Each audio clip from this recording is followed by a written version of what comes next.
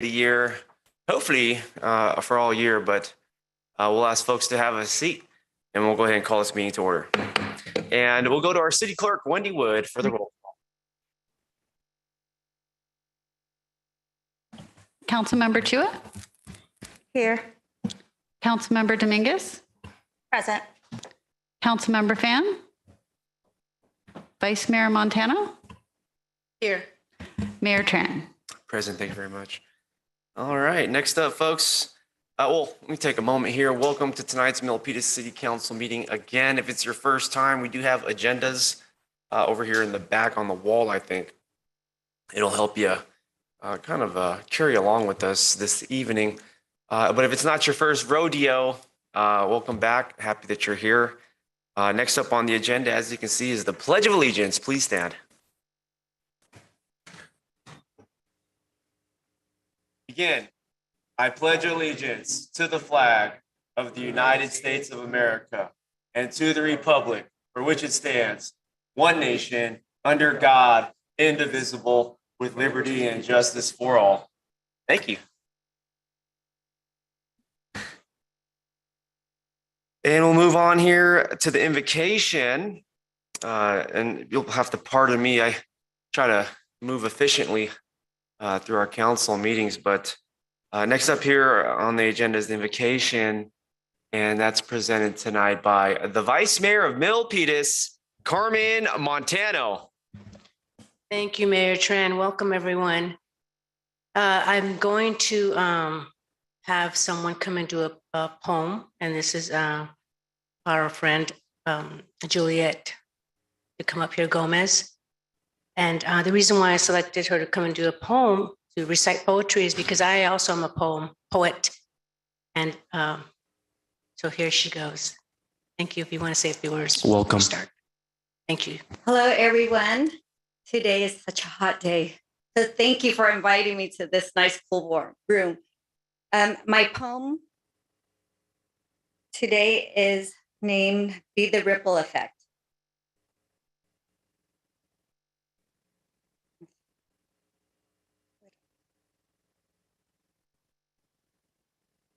Be the ripple in life's pond.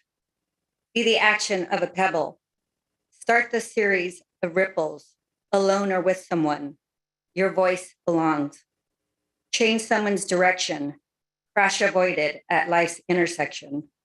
Labeled a challenge, pushed aside. Engage a mind. Lend a listening ear. Things made clear. A footprint in life, one action at a time. A ripple effect. Be the in-between for those unseen. Accommodate, deliberate, motivate. Lead the way to seize the day. So be a pebble tossed in a pond. Stand strong when things go wrong. Impact the ripple, your voice belongs. Keep your measure, a hand to be held, a strategic reach. Reach the goal, be the example, be the mold. A thank you, celebration of success, a grateful hug filled with joy and love. If someone is screaming, you can be the light that's beaming. Umbrella of wisdom shelters a few. Be the difference your experience can influence. This is true. So be the ripple in life's pond. Your actions can reach. Be the example, teach. Stand strong. Alone or with someone, your voice belongs. Thank you. Excellent, one of the best. Bravo. Thank you so much. Amazing. Thank you. Thank you. Thank you again. Vice Mayor Montano. Thank you so much, Juliet. I really appreciate that. And that just, your poetry is so moving, and there's meanings, there's messages there to be kind to others, and there's a ripple effect. I love it. Thank you so much. It touched my heart. Thank you. Okay, we'll ask the council to join me here. We have some presentations.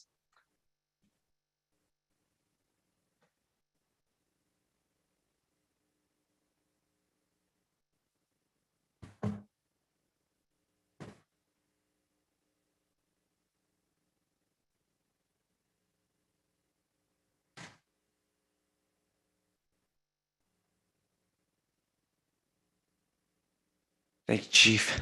Thank you very much, sir. Okay.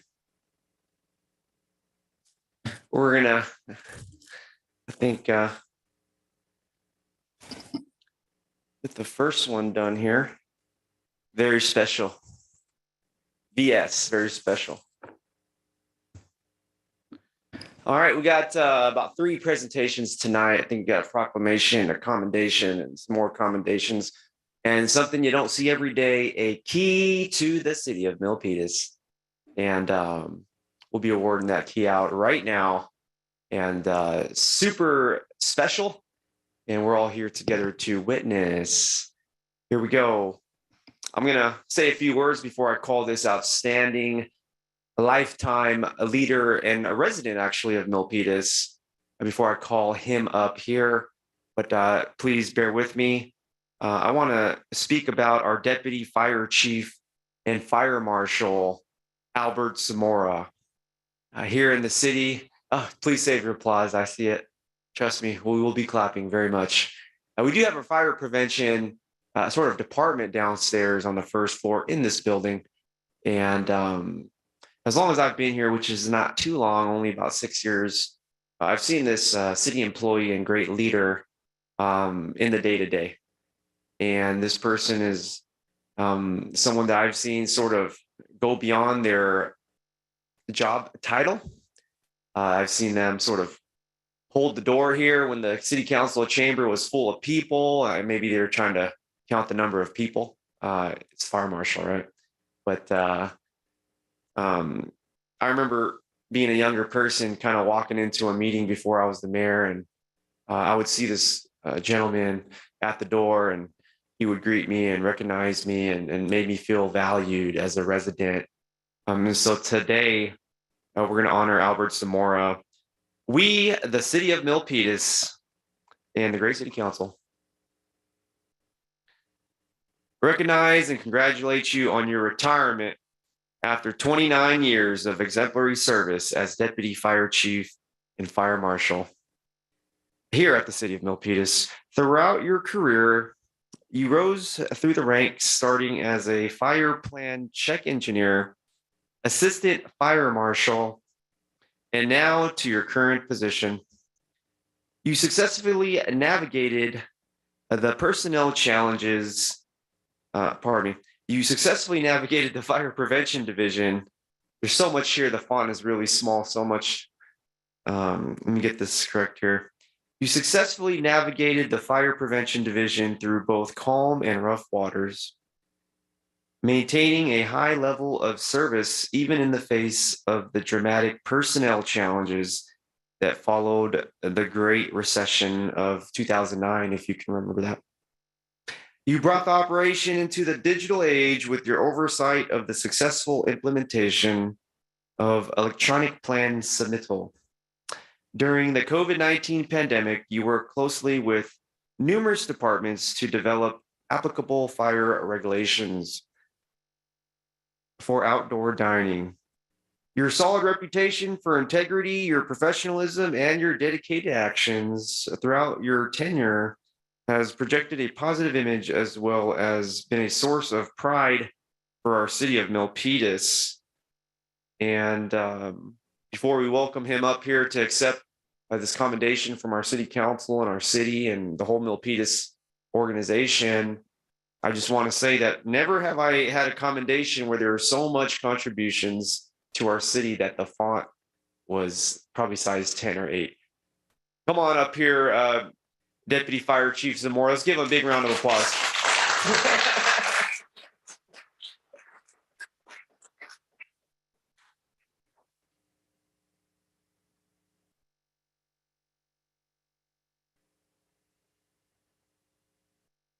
And if you could just share some words, this is your moment. And, we want to make it a memorable one. So please, if you could share some words. Sure. Mr. Mayor, Madam Vice Mayor, honorable members of the council, city executive staff, thank you so much for this moment. It's really weird because I never put a timeline on my career here. I just kept working and all of a sudden it hits you. And when you spend half of your life practically in Milpitas City Hall since 1993, it's pretty amazing. Time does fly fast. So, for me, it's a new chapter. I look forward to the future. Again, I thank you, the council members, for their support. I thank the support of our city manager's office, Steve McHarris, Ashwini Kantak, and Walter Rossman. And I also like to thank Chief Sherrard, our current fire chief, and the 9 other fire chiefs that I've served under since 1993. So it is pretty amazing. So again, thank you so much. My job was really to maintain a high level of public safety as a top priority, to keep Milpitas safe at all times, and to ensure that we provide dedicated, responsive community, our customer service for the community. So I hold that very dearly to my heart, and I will continue to do that to the very end. Thank you very much.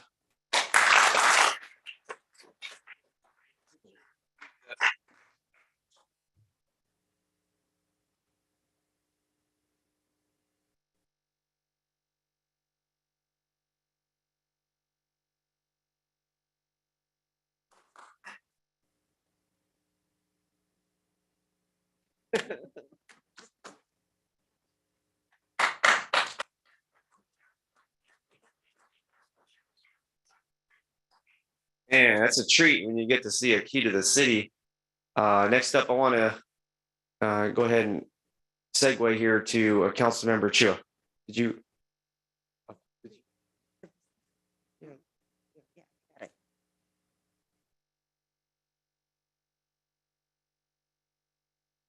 I've been lucky enough for the year and a half to be a liaison to Milpitas Chamber of Commerce. I'm really enthused and I've seen the love and the effort from all the businesses here in Milpitas to help other businesses. A sample of which we have tonight. They open up their businesses for the mixer and also share the food for the rest of the businesses to mingle and also promote their products and also promote the products of all the businesses in Milpitas. Thank you so much for helping our businesses thrive. So I'm gonna call on Blacksport Landing. They opened their doors to us 1 month. Come on up, please.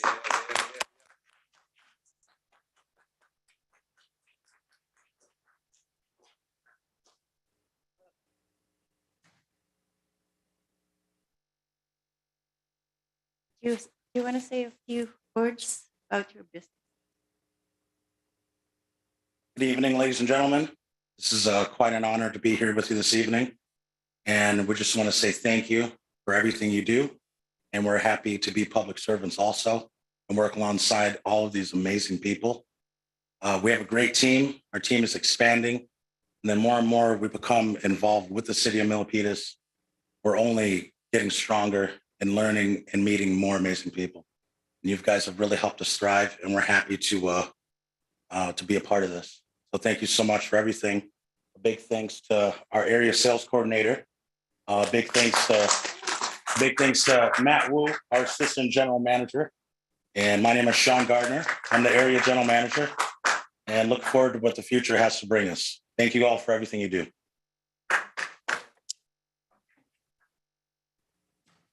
Yes, in the middle.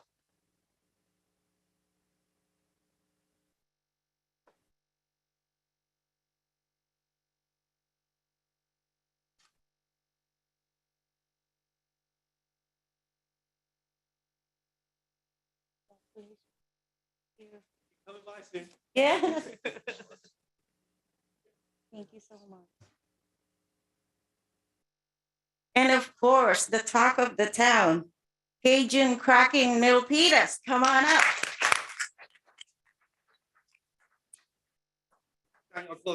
Yeah.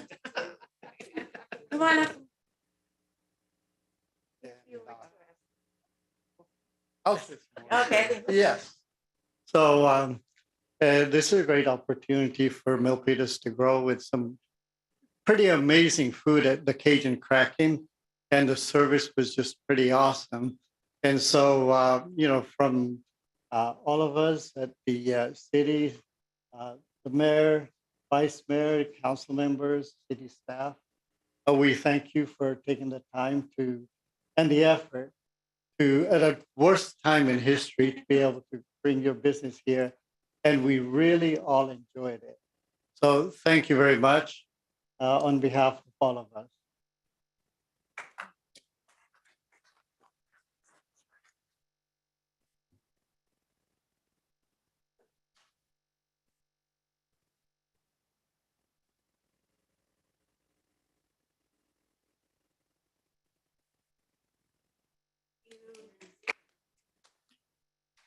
Don't go away. Indigent, don't go away. Receive this for nothing but cakes. This is nothing but cakes. Did a pretty awesome job at the chamber mixer with some fantastic cakes that they provided. I try it out. Thank It's you. really good. And of course, pizza box.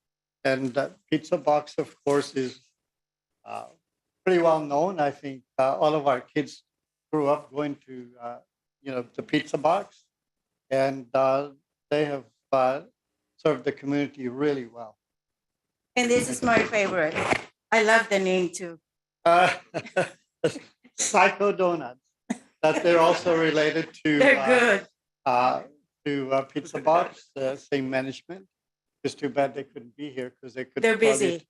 They could probably tell a lot.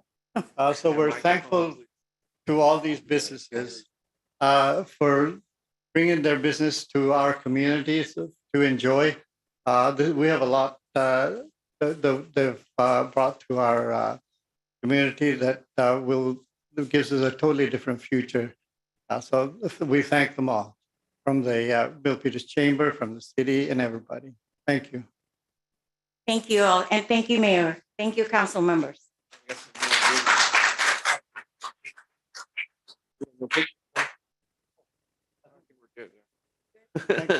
Yeah, we love having the Milpitas Chamber of Commerce in City Hall.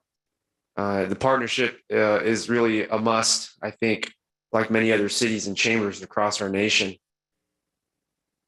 Maybe we'll get you a cubicle. I'm not sure how we're doing with the real estate up there, but some other cities do it. Okay, I got a proclamation here. Bear with me, and then we're going to go to the Vice Mayor and some of the commendations you have. I feel like this. I already did this one, huh?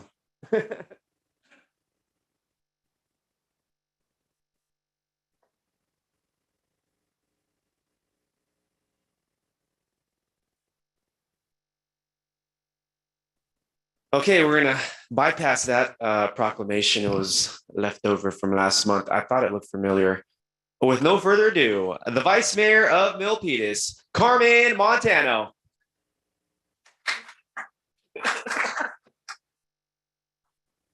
Hello, everyone. So I'm going to give these commendations. And this is for the Eastside Athletic League Spring Champions Volleyball teams.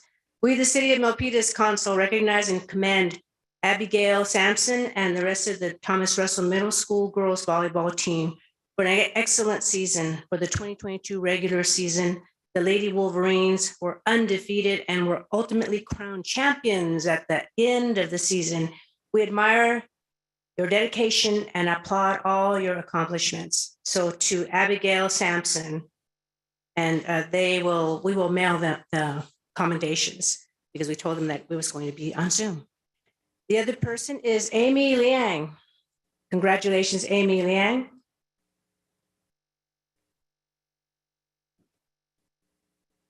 Thank you. And the other person is Anaya Lewis. Thank you. Audrey Pham. Chloe Cabrera. Hey, Chloe. Antonio Suarez. Courtney Fan. Dominique Walker. Oh, Yeah, Jojo. Eloisa Balatico. Hyacinth Simmons. MJ Villanueva. Nitya Kaki. Sarah Swihovic. Varadha Bihu. Excuse me. Yumi Ma. And these are all the wonderful champions of Milpitas. Go Wolverines. Thank you.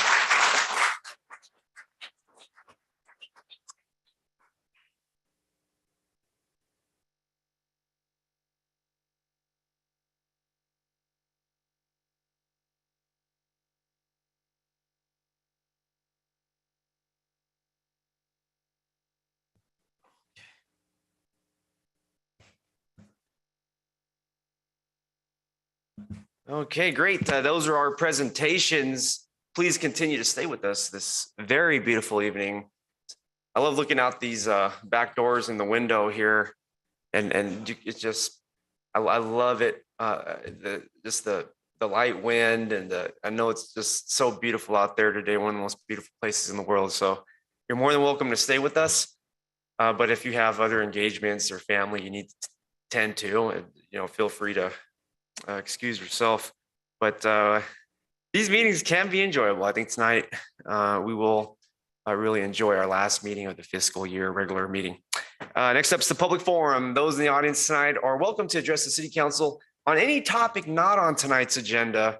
If you're here for a certain agenda item, I think some people are, you can wait until we get to that agenda item. If not, it's like an open mic and we'll do a 1 minute tonight.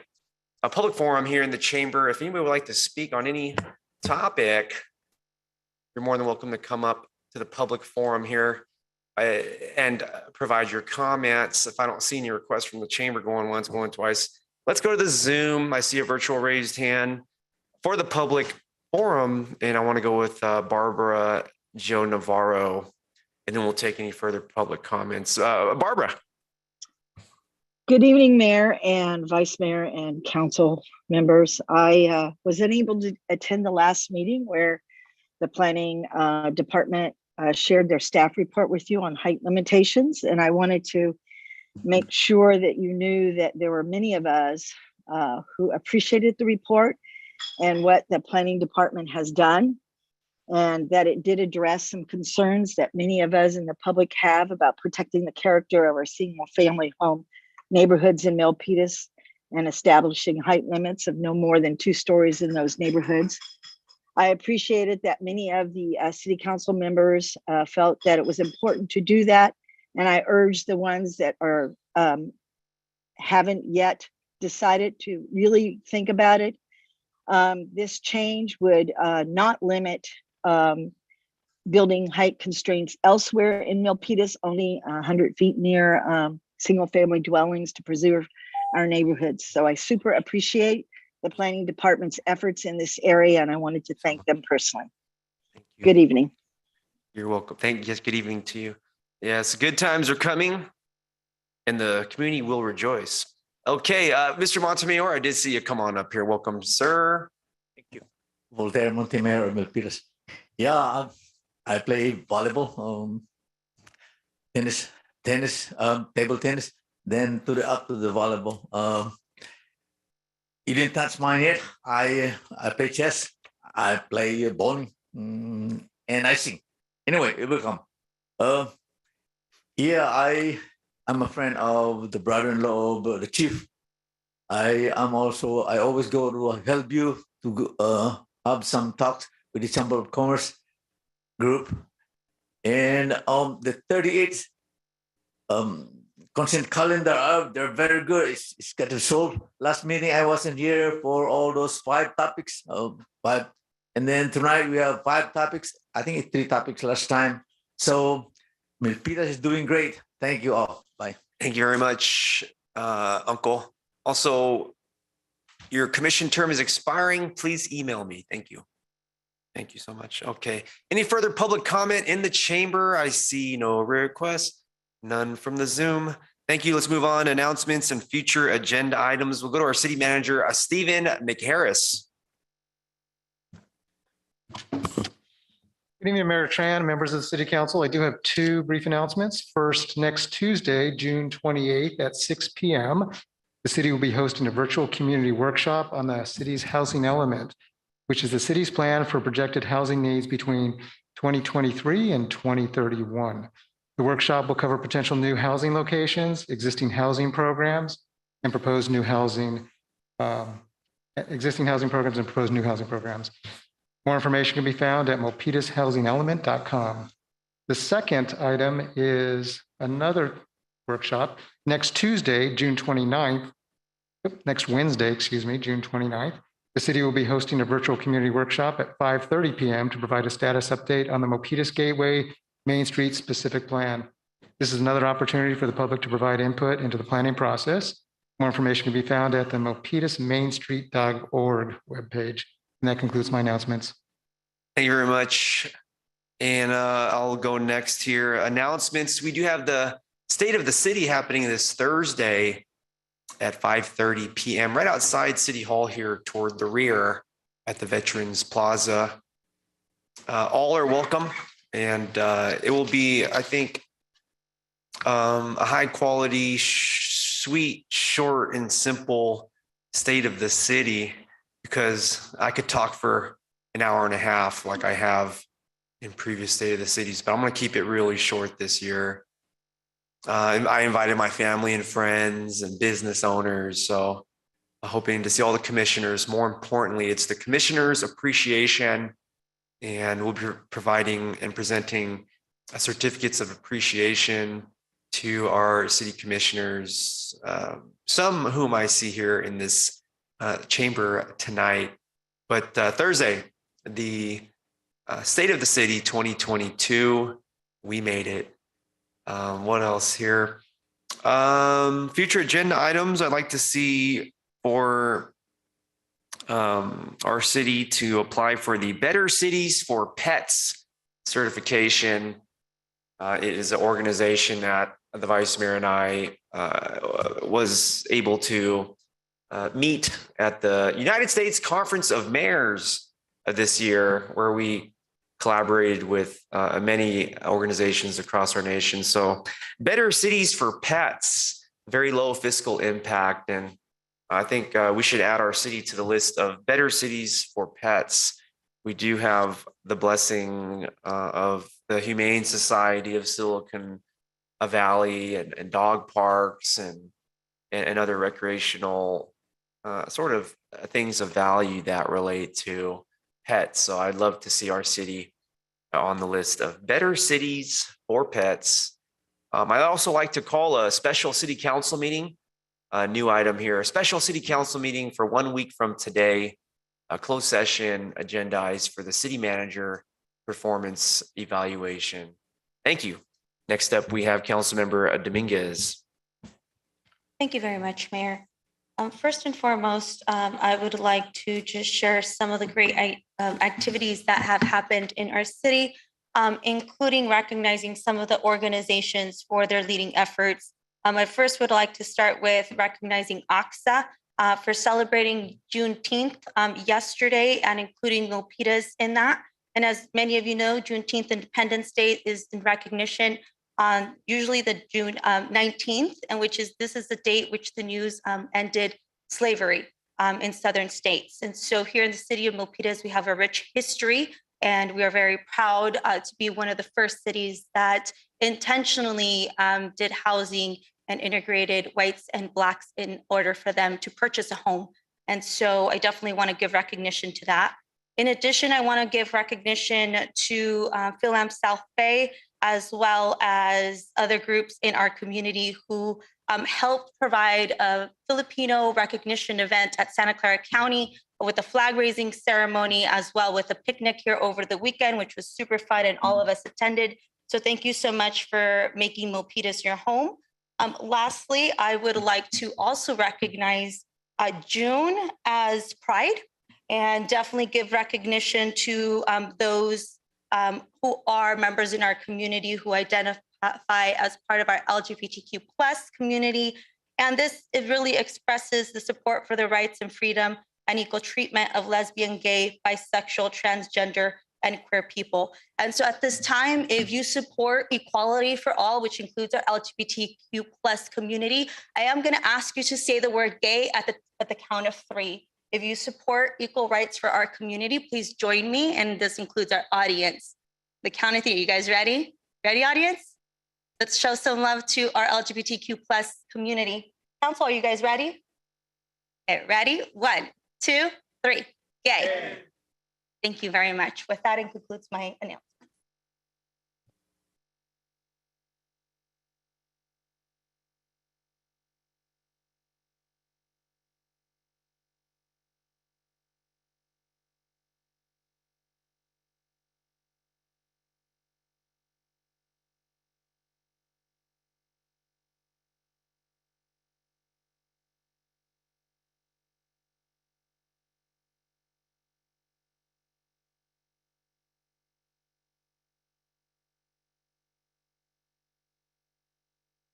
Sorry about that. Had to speak to city manager. Next up, Councilmember Chua.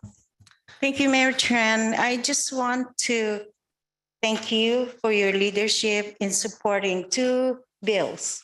The AB 1740, which recyclers purchasing catalytic converters must keep record of the year, make, and model of the vehicle the catalytic converter is from. They must also purchase this from a commercial enterprise or a verifiable owner of the vehicle that the converter was removed from. That's really important. And the other one is AB 2407, requires core recyclers to report information gathered from sellers to the police, as well as obtaining and keeping thumbprint of the seller for 2 years. Recyclers must also request to receive theft alert notification regarding the theft of a catalytic converters. These two bills are really important for catalytic converter, reduction of catalytic converter thefts. And I appreciate you, Mayor. You're welcome. You're welcome. Let's see, any further requests? Let's see here. Yeah, I'll go to Councilmember Dominguez. I don't want to have no discussion on this, but previously you voted no on the minimum wage increase pursuant to ordinance number 292. Would you like for this item to come back, or would you want to stand on your no vote? I have it here in my hands. Okay. Pass it over. You voted no on the. Yeah. And then Councilmember Fan, you were absent. Perhaps you'd like for that item to come back, the minimum wage increase, or are you okay with that? Okay. Okay. All right. 1 second. Okay, so the resolution number 9169, if we can have this come back to the city council. I call for a special meeting next week, so perhaps that's an opportunity. We have here on the 7th of June, 2022, passed yes, Mayor Tran, Vice Mayor Montano, Councilmember Chua, no, Councilmember Dominguez, and then absent Councilmember Fan. If we can bring that back next week, I'm glad they would like to change their vote.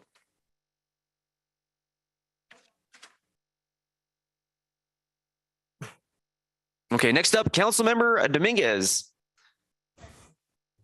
Thank you very much, Mayor. At this time, I just want to clarify that I'm not going to be here next week, so it's going to be really tough to hold a special meeting. Also, I'm not changing my vote at this point. I need to, since you did not share any heads up of what you were doing, so I just want the record to stand that I am willing to look at it just to make sure if there's any changes or impact that it will make. But I'm not doing it because you're telling me to. So I want that to be very clear on the record, just like I wouldn't ask you to bring back term limits for lifetime. I think that's a fair statement since you did not vote for that as well. And so at this time, I do want to bring something that's been brought up to my attention from the public and ask for this council to reconsider I know that in the past, National Night Out has been held and we swapped the date in order to make sure that the council had the opportunity to attend. And I know that still stands. The same thing has happened for Election Day in November. So I know that the primary was kind of weird. We were all up here during the meeting. So it would be, I believe, that in the public's best interest as well as our own, since more than half of us will be running for an elected office seat, if we could move that council meeting to a non-election day, in order for us to be present and really be engaged in that meeting instead of trying to do a couple of things at once. I know other cities have moved the date, so I kindly ask for your consideration in order for us to have a productive meeting and for our community not to be feeling so stressed out about trying to be in a million places, including our staff, so they could go vote. Thank you for your consideration. I think that's something I'll consider. There's some time. I'll consider it. Can you please carry bring on. it back into an agenda? Since we can't discuss it, will we bring it back for discussion in the first meeting in August? I may need more time. Thank you. So for process, city attorney, what process are we doing today in order to Okay, cut? raise your hands. items on Let's the just go straight to the agenda? vote. Raise your hands if you'd like this to be agendized in August when we have a lot of things to do. Raise your hands. Go ahead, everybody. Okay, the one hand. Thank you very much. Carry on. Thank you very much, Mayor. The other thing that I would like to bring back for discussion is I was looking at our handbook for council, and I want our public to know that we don't have a boss up here. You guys are our supervisors. However, if at any time you feel that you're being disrespected, harassed, or bullied by any member of this council, you are welcome to call the ethics department at the district attorney's office. And so I just want to be noted that in our handbook, there is no anti-harassment bullying against our community. I would like to add that into the handbook. Other cities have it. I believe that no member of this council should be posting a member's address in the public. I believe that we should not be harassing or bullying in any way, shape, or form our public. We are elected officials and we stand on higher grounds. And so I hope that I could get your consideration for this to be added into our handbook. Thank you Please very much for your work with the city consideration. attorney. Perhaps you can create the language for our consideration. Thank you. Could we go ahead and go through process, please? Okay, hands up for the city attorney and Councilmember Dominguez to create some language for I don't know, the restriction of speech, or how do you describe it? Anti-harassment of community members by any council member on this dais Okay, I or elected official would be preferred. think we already have that. I think We don't. are you referring to municipal code or? I can't discuss that, and so I want to follow process. Okay, I'll check in with our city attorney. I'll get back to you. Thanks. Next. Thank you very much, Mayor. That concludes my request. All right, next up, we have the Vice Mayor, Carmen Montano. Thank you, Mayor. So I just wanted to make some announcements. I also attended the Phil-Am Summer Picnic, and thank you for the Phil-Am group for hosting that in Milpitas at Cardozo Park. It was a great success. I also attended the Cities Association End of the Year meeting. Chappie Jones is our chairperson, and he also we also commended I forget her name, Sayik. She's from the Los Gatos. Marique Sayuk. I'm sorry. Marique Sayuk. I'm sorry. Yes, yeah. Mariko.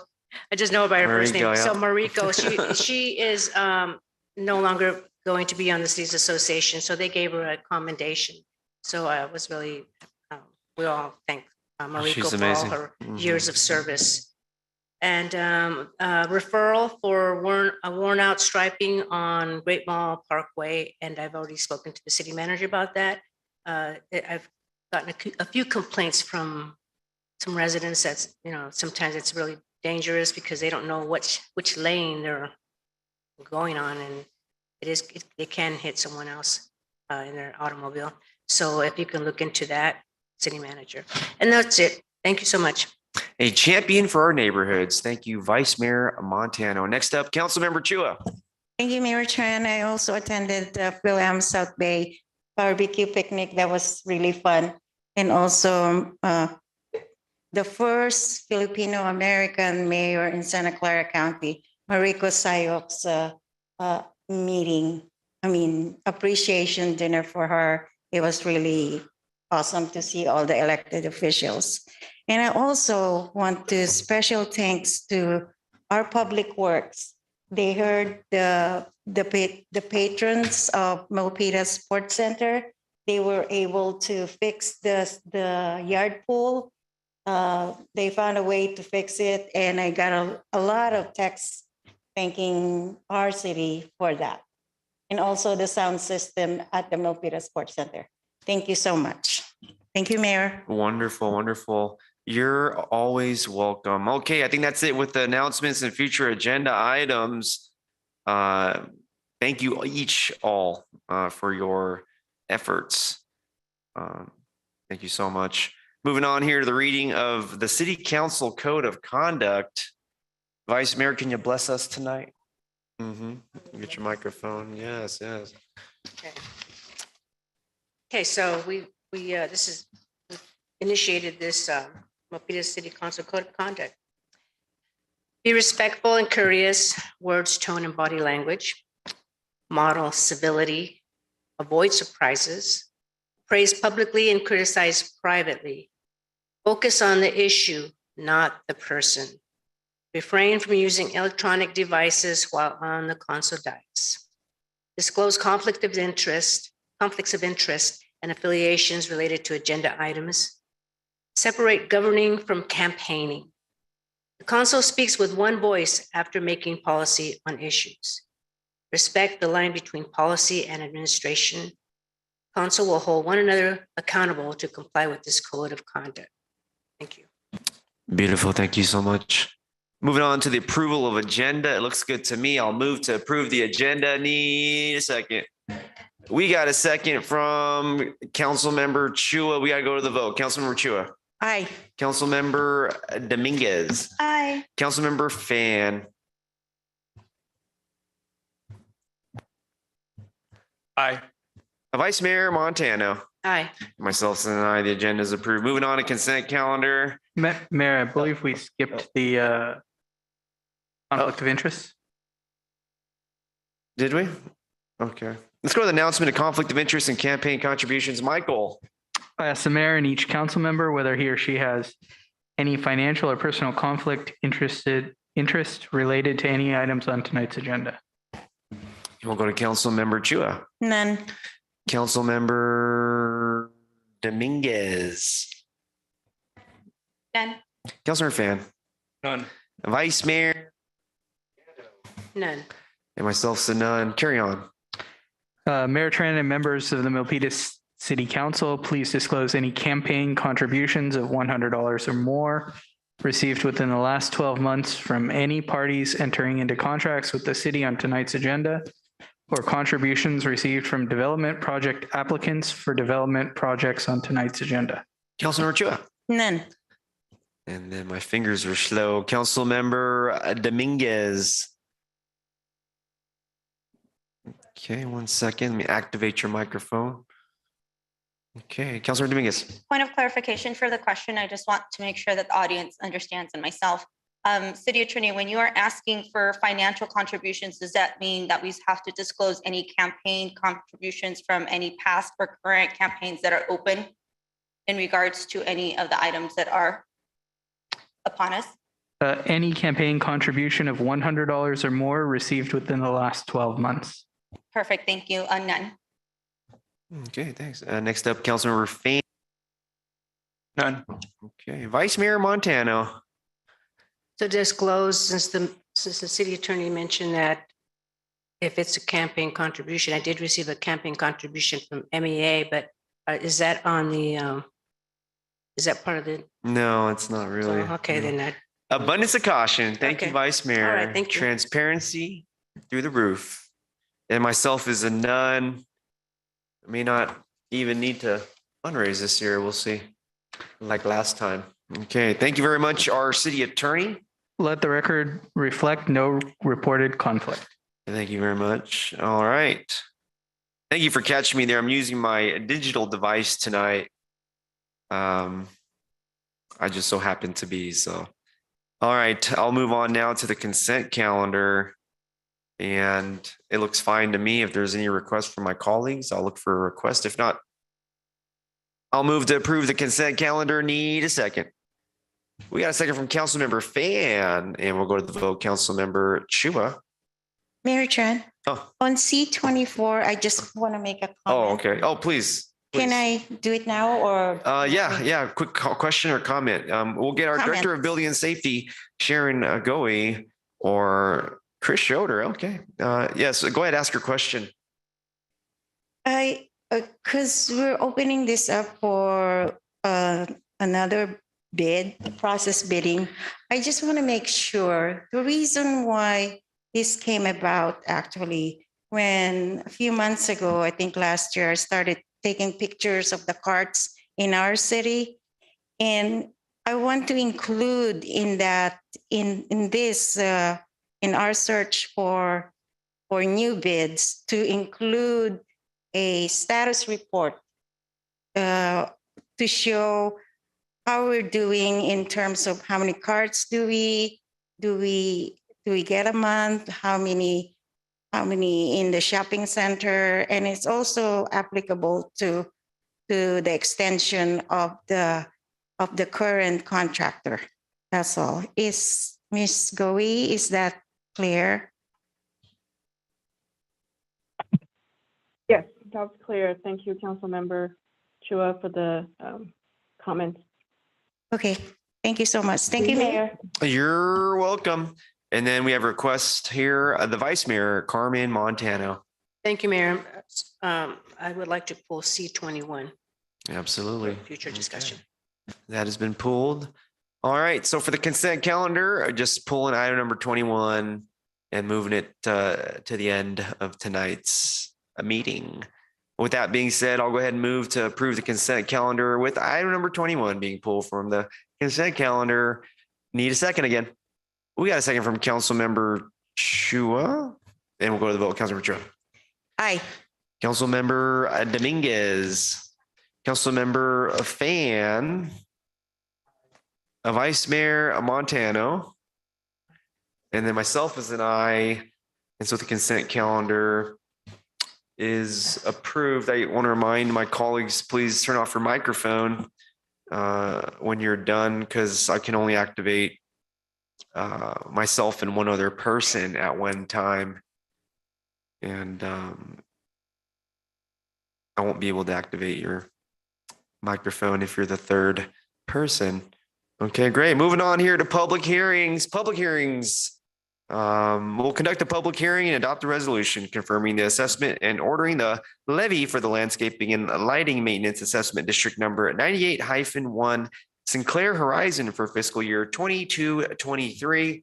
We have our Director of Engineering, Steve Erickson.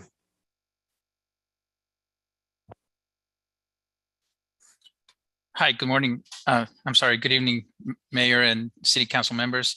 I'm Roberto Alonso. I'm the Principal Land Development Engineer, and I'll be presenting the next two items, item 29 and number 30.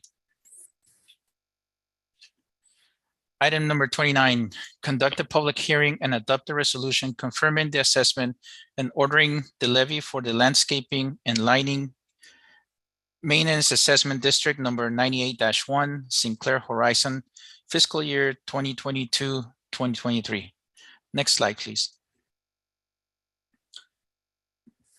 The city maintains irrigation, landscaping, and pathway improvements adjacent to Sinclair Frontage Road and Los Coches Street, constructed as part of the Sinclair Horizons residential project. Next slide, please. Excuse me. The lighting maintenance assessment district, LLMD number 98-1, was created to fund the perpetual maintenance, repair, and renovation of the improvements. LLMD improvements are maintained by the city's Public Works Department. The administration and annual assessment process for LLMD 98-1 is governed by the Landscaping and Lighting Act of 1972 and requires the City Council to initiate preparation of the annual engineer's report, which was completed in March 2022, approve the annual engineer's report and assessments, which was completed in May 17, 2022, conduct a public hearing and adopt a resolution confirming the annual assessments and ordering the levy for the district proposed for June 21, 2022. Next slide, please. The engineer's report annual budget. The district includes 98 residential parcels. Total assessments for fiscal year 2022-2023 is $48,317. The assessment rate of $493.03 per lot does not exceed the maximum rate of $533.31. Next slide, please. The staff recommendation is to open the public hearing, receive any comments, and move to close the hearing following any testimony. The other recommendation is to adopt the resolution confirming the assessment and ordering the levy for landscaping and lighting maintenance assessment district number 98-1 Sinclair Horizons for fiscal year 2022-2023. Next slide, please. Thank you. Thank you, Roberto. Appreciate your work. I will go ahead and make a motion to open up the public hearing. Need a second. We got a second from the vice mayor. We'll go to the vote. Councilmember Evelyn Chua. Aye. Councilmember Dominguez. Aye. Councilmember Fan. Absent. Councilmember, Vice Mayor Montano. Aye. And myself as an aye. The public hearing is now open. We're taking public comments for this agenda item. Mr. Montemayor, come on up.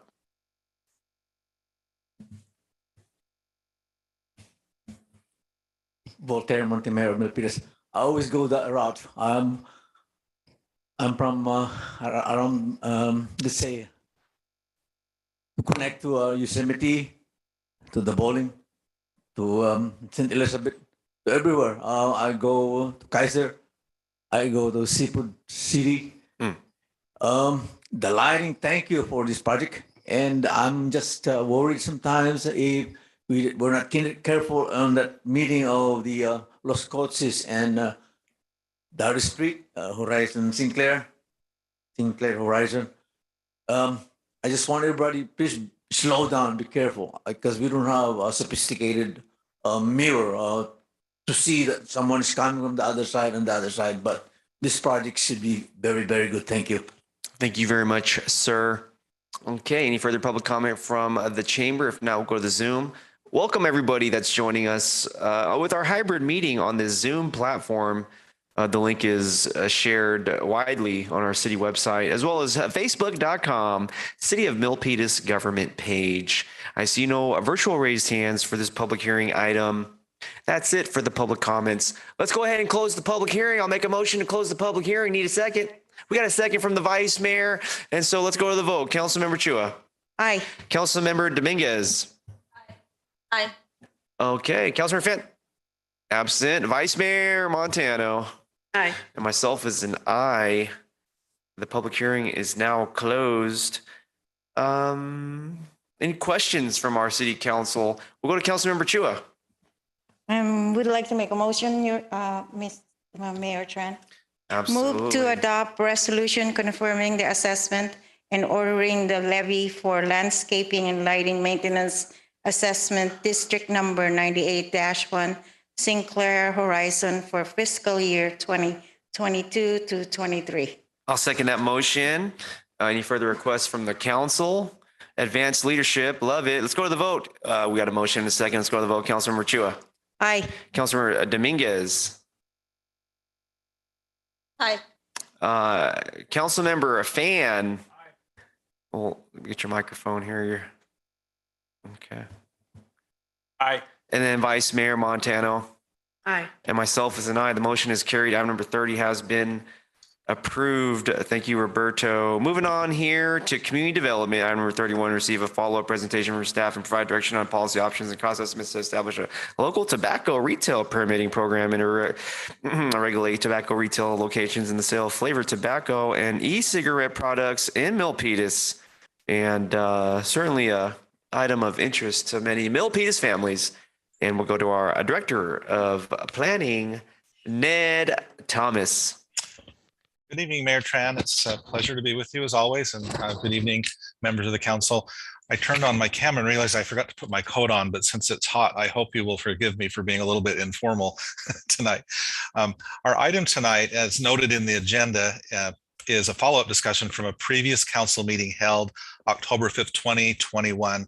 And at that meeting, the council received a preliminary presentation from staff on establishing a local tobacco retail permit program.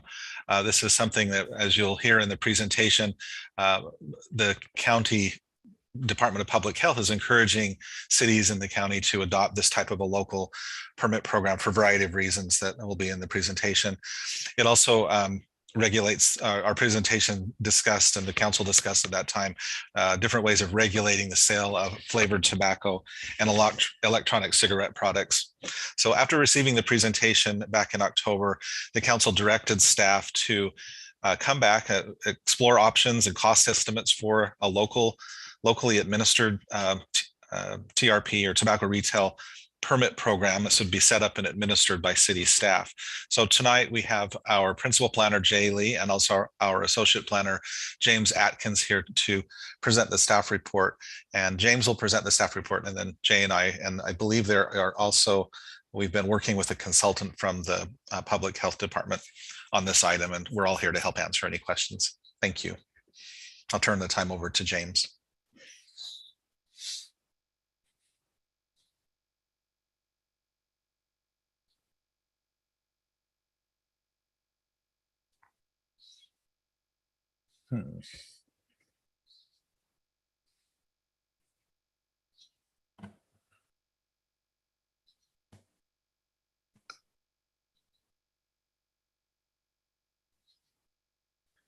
Okay, are we? Here he comes, I believe. Okay, fantastic. And then we'll also need to promote, Wendy will need to promote Jay and then the consultants from the county as James goes on. Okay. James is here at City Hall just outside my door. I might just have him come. He's got all of his stuff set up at his desk. So in the meantime, I'll give a kudos to Councilmember Chua. I know this item is moving along a little more expeditiously with Councilmember Chua's leadership at the last time we heard the item. So we are here tonight. It's a good item to see as we finish up our fiscal year. It looks like we have our, hello. Oh, well, thank you, Director Thomas, and good evening, Honorable Mayor, City Council members, and fellow staff. I'm just making sure, am I on? Yes, James. Oh, great. Thank you. Okay, as Director Thomas stated during a study session conducted on October 5th, 2021, staff presented the policy options for a new local retail tobacco permitting program. During that discussion, City Council directed staff to further explore the costs and staffing needs of implementing a new local program. Therefore, this evening, staff is providing you the findings based on the research conducted. Next slide, please. Let's see. Well, as a means to add some background, I'm going to briefly go over some key elements that have led us to this point. First, we need to address the effects of smoking, and I think we can all agree that smoking is harmful. It is associated with cancer, heart disease, and respiratory disease, and it is associated with nearly 40,000 deaths annually in the state of California alone. And a major concern in tobacco usage is by youths. Studies show that tobacco usage generally begins before the age of 18, so the importance of regulating its access is critical. A youth tobacco survey conducted by Santa Clara County indicated that 93% of teens using tobacco used a flavored product. 80% of youth used tobacco started with a flavored product, and vaping, which are e-cigarettes, usage in youth has doubled for high school students and tripled for middle school students. And one thing is that important to understand that deaths related to tobacco use are preventable. So how can the city help? We need a can quorum. Let me educate. pause you there. We need a quorum. Councilmember Dominguez. Okay. Well, yeah, we want to do a recess here. We don't have a quorum. Okay. Thank you, Mayor.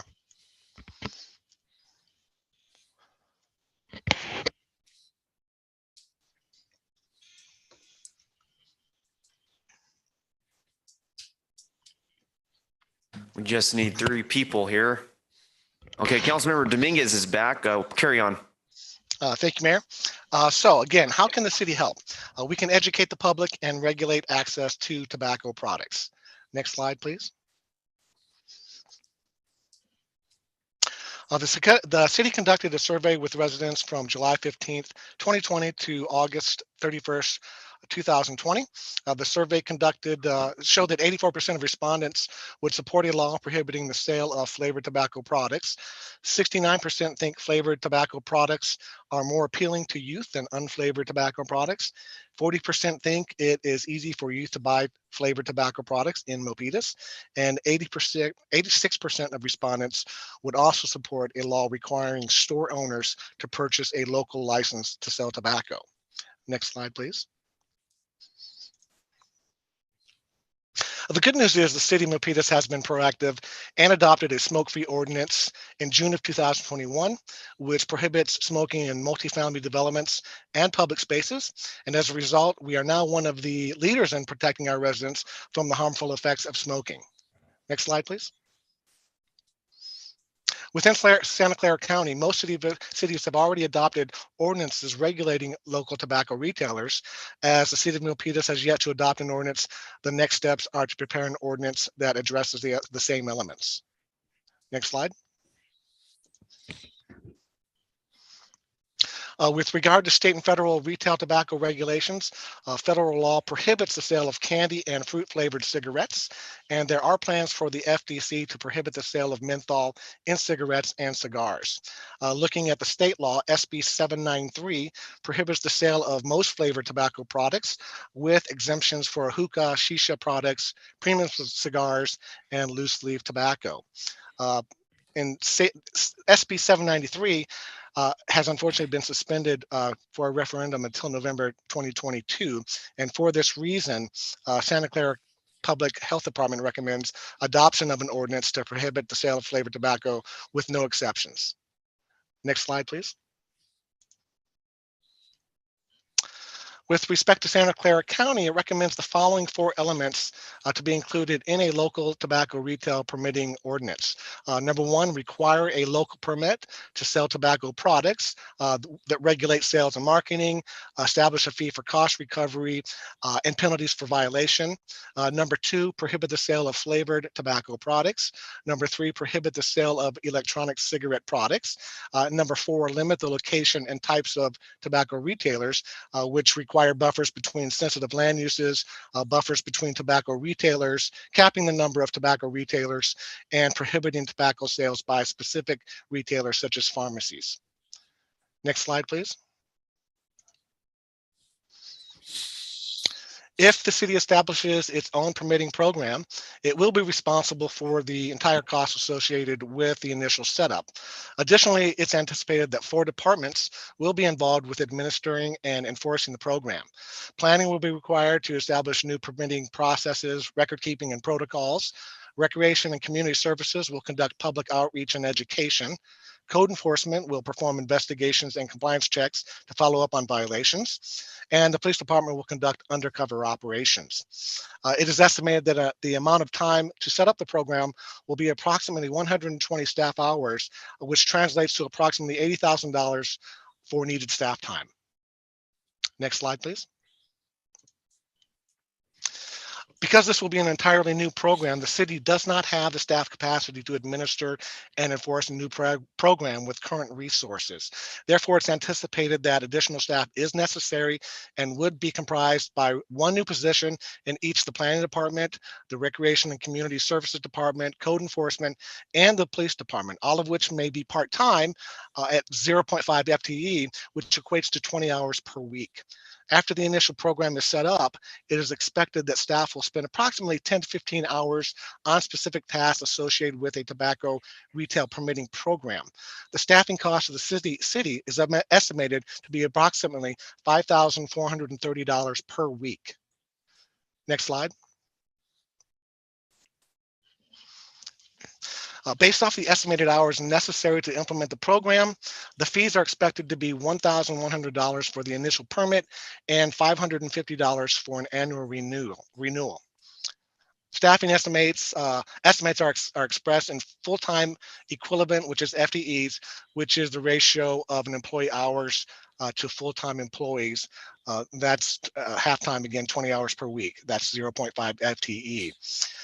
As there are currently, considering the number of staff needed, up to 2 FTEs, the resulting ongoing cost would be approximately $272,000 and $976. As there are currently only approximately 40 tobacco retailers in the city, the annual renewal fee would not generate enough revenue to cover the program's cost. Therefore, any cost not covered by the licensing fees would need to be budgeted from the city's general fund. Next slide, please. This table shows a nice summary of that breakdown. Looking at the discrepancy in the first year of implementation, new staff costs again would be $272,976. And when we subtract the fees collected for the initial application, which are the $44,000, the cost of the city would be the difference of $168,286 for that first year. Then in the following years, the recurring cost is calculated by subtracting the total annual fees of approximately $22,000. That's the renewal fees that applicants will be paying from the cost of $272,976, resulting in a recurring annual cost to the city of $190,286 per year. Next slide, please. To avoid fiscal impacts, the city could adopt a local ordinance consistent with the recommendations of the Santa Clara County Public Health Department. The cities of Cupertino, Los Gatos, and Palo Alto have already partnered with the county, and the details of their programs are provided as attachments in the agenda report. Utilizing the county option would have no physical impact to the city, as ongoing administration and enforcement would be conducted and funded by the County Department of Environmental Health. And to benefit the city, the county program is already established and operating, where the county fees are $347 for an additional application and $434 for annual renewals. Next slide, please. So staff did have these 3 questions regarding the local TRP program administered by the city. Number 1, do you support the higher costs of implementing a locally administered TRP program? 2, would you support higher fees to support the local TRP program with less subsidy from the general fund? 3, if the city wishes to adopt an ordinance that is not consistent with the county recommendations requiring local enforcement with the following, which of the following do you support? Buffers between tobacco retailers and schools and other tobacco retailers, restrictions on the sale of flavored tobacco products, including menthol cigarettes, flavored cigars, and flavored e-cigarettes, and restrictions on the sale of tobacco products within a licensed pharmacy. Next slide, please. So the next steps, based on direction from the City Council, staff will prepare a draft tobacco retail permitting ordinance. In conjunction with the TRP ordinance, staff will also prepare a draft TRP implementation plan for discussion with the council in the fall/winter of 2022. And TRP implementation plan will include additional outreach to existing retailers, coordination among various departments, and preparation of administrative processes and protocols. Next slide. And that does conclude my presentation. Staff do appreciate your time, and just to let you know, staff is available to answer any questions you have, and we do have some consultants here that could answer questions as well. Thank you. Thank you very much, James. And I know our community watching certainly enjoyed the presentation as much as I am enjoying it. Let's go to our Vice Mayor of Milpitas, Carmen Montano, the one that has led the way. Carmen, please. Thank you, Mayor. So when I brought this up, I had wanted to do an ordinance, create the city to create an ordinance to ban or to do a vaping ban and flavored tobacco. So the city did some studies, and that's why we have the consultants. Thank you, James Atkins, for your presentation. But it seems that the cost is the biggest factor in this deciding factor, whether we should go with the county, which I noticed that they will do the oversight. Because from my understanding, the oversight is what's going to cost. Even if we do an ordinance, it's the oversight that's going to be that's the driving force of the cost. So from my understanding, this will be the Santa Clara County will be the one to regulate the tobacco, and they would have the oversight of making sure that the stores prohibit the sale of flavored tobacco and electronic cigarette products in Milpitas. Am I correct? That's correct. Okay.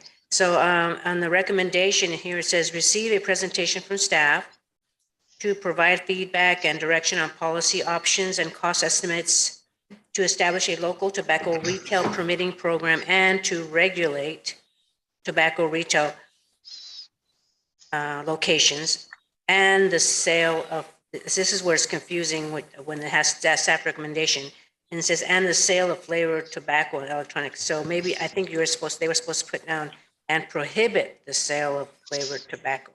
So if you can make that correction, I would like to have the county be the one to oversee this. So do you have any comments, Ned, on that recommendation, the verbiage on the recommendation? Yes, thank you, Vice Mayor. We can certainly do that. And we just in general said that we would regulate those products, but yeah, we can be more specific to say it expressly prohibits vaping products. And yes, we started with that. We were taking a comprehensive approach, which is why it's taken us a little bit longer to get this back to the council. But we wanted to be sure that we had the program in place to then administer and enforce the regulations that we were putting in place with the ordinance. So what you have just described would do that with the in partnership with the county public health department. Yeah, I just want to make sure that that's the case with the vaping, the flavored tobacco that prohibit, because I've been getting a lot of complaints from the school district teachers that I know there that the kids go and use the flavored tobacco in the bathrooms. So yeah, this would be really great for our community. Thank you so much. And I guess I'll wait for other comments. Thank you.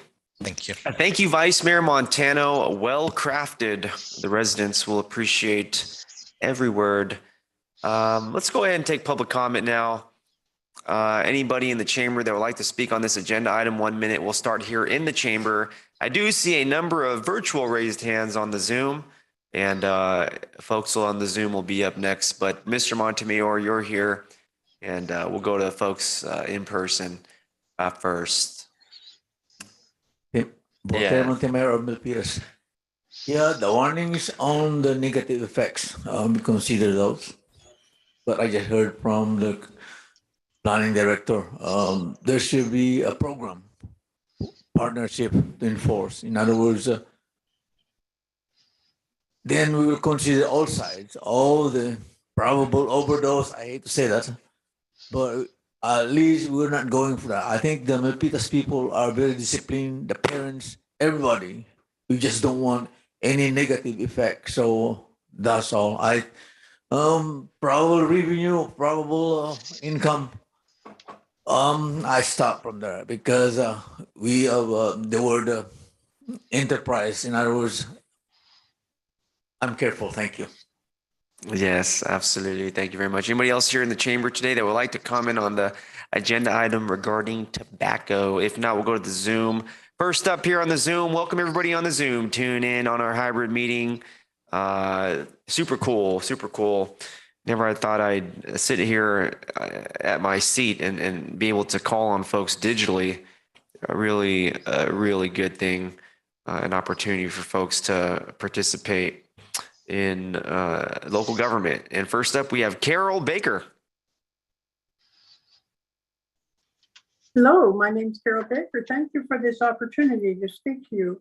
I'm co-chair of the Tobacco Free Coalition of Santa Clara County, and we want to congratulate you on your previous efforts on tobacco control, and congratulations also on preparing to take the next very important and necessary steps to protect the health of your community, especially the youth.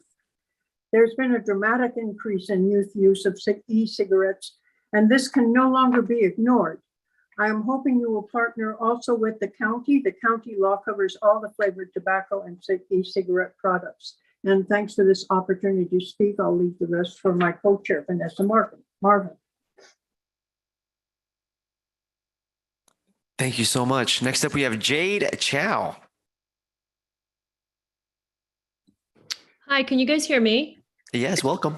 Thank you so much. Good evening. My name is Jade Chow. I'm a working parent with 2 teenagers, a concerned community member and PTA member. We advocate on behalf of all children. Thank you for taking up this agenda item to address the health of our children and teenagers. Please make your vote in favor of protecting our children's health. Parents are busy and we cannot appear all of us tonight, but I speak for many parents and we urge you to invest in a robust TRP program now that will save money for the future. The city would have to spend this money in future health dollars and social services programs. So please save us from that heartache when our children or maybe our neighbors' children are going through rehab for addiction and recovery. This is a really serious problem. So we really count on your vote to protect our children. Thank you. Thank you very much. Next up, we have Adipti Venkatesh. Good evening, Mayor and City Council members. I am Dipti Venkatesh, and I'm a member of Youth for Lungs, which is a part of Breathe California and a rising senior in high school. I've seen vape slowly spread like a virus. I've seen ads spread in the city, kids in school as young as 12-year-olds old vaping, and discarded pods littered everywhere.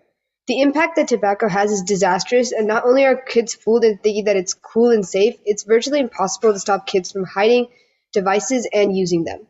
I've seen firsthand how the tobacco industry manipulates the minds of teens and how it's slowly infecting our generation.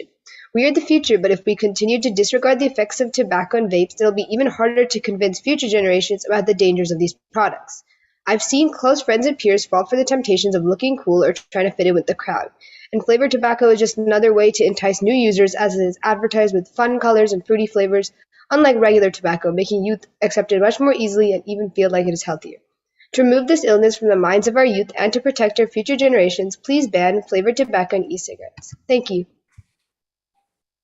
Well said. Next up, we have Sanvi Kotha. Good evening, Mayor and City Council members. My name is Sanvi Kotha, and I'm a rising freshman in high school. I'm a member of Youth for Lungs, which is part of Breathe California. Currently, vaping and smoking are a problem among many teenagers. I myself have heard of many high schoolers selling vapes to younger children in my area because their schools are near each other, which severely impacts them. These children could be even as young as 6th graders and tend to start with flavored vapes. Earlier data from the 2016 to 2017 wave of the PATH study found that 96.1% of 12 to 17-year-olds who had initiated e-cigarette use since the last survey wave started with a flavored product. Youth only use vapes because they mainly want to fit in or they are peer pressured into it. I've seen students around me say they want to try vaping just once, but then they get addicted. Flavored vapes are attracting kids because they seem like an easy approach to vaping, yet they are incredibly harmful. The chemicals from flavored vapes even contribute to vape secondhand smoke, which affects the environment of a smoker and everyone around them. To protect our youth, please ban flavored tobacco and e-cigarettes. Thank you. Thank you. Next up, we have Tanya Payapilli. Good evening, Mayor and Council members. My name is Tanya Payapilli, and I'm Deputy Executive Director at Breathe California, your local lung health leader since 1911. Preventing youth initiating tobacco use is key to preventing a lifetime of addiction. Flavored tobacco is the product of choice for over 80% of teens who smoke, and the survey results you heard initially show that current regulations are not working. So local anti-tobacco laws are more important than ever now. Every day that you do not act, Milpitas youth are trying flavored tobacco, which means many are going to become addicted and some might continue using tobacco for life. We also support the pharmacy ban on the sales of flavored tobacco because tobacco products available in places dedicated to health sends the wrong message to youth. Please note that almost no one becomes a smoker if they do not start before the age of 25. So as the city's leaders, I urge you to make what is safe for youth and Thank you very much. Thank you so much. Next up, Vanessa Marvin, and we appreciate everybody for being here. Hi, good evening, Mayor, Vice Mayor, and council members. My name is Vanessa Marvin. I'm one of the co-chairs of the Countywide Tobacco-Free Coalition of Santa Clara County. And our coalition works across the county to provide education, cessation, to engage youth, and support enforcement on tobacco issues. So we want to thank you for your leadership on protecting residents from secondhand smoke, and thank you for taking the time to focus on the important issue of youth access to tobacco. This strong tobacco retail license or permit that you're talking about tonight would help protect our youth and our most vulnerable communities. So we're really proud of our county because across the county, we have cities who have a tobacco retail licensing policy in place. And specific to the discussion today, we urge you to adopt a city-county partnership model of tobacco retail licensing in partnership with Santa Clara County. We really appreciate that this is an option and an easy on-ramp for a city to join and have a program like this without making the fee too high and making it easy for you to get started. It's really effective and comprehensive. And for these reasons, we urge you to move forward with a strong. Appreciate it.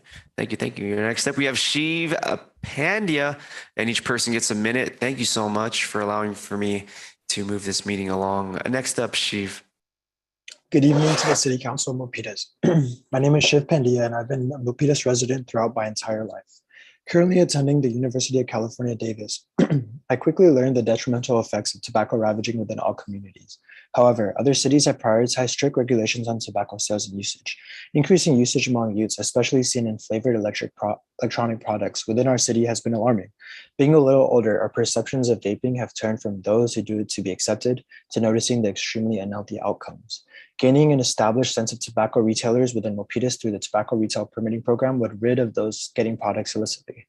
Wanted to thank Milpitas for taking the necessary steps regarding this issue in just the previous year and taking into account that a lot more steps are necessary. Thank you so much. And next up, we have Carissa Nguyen. Did I say that right?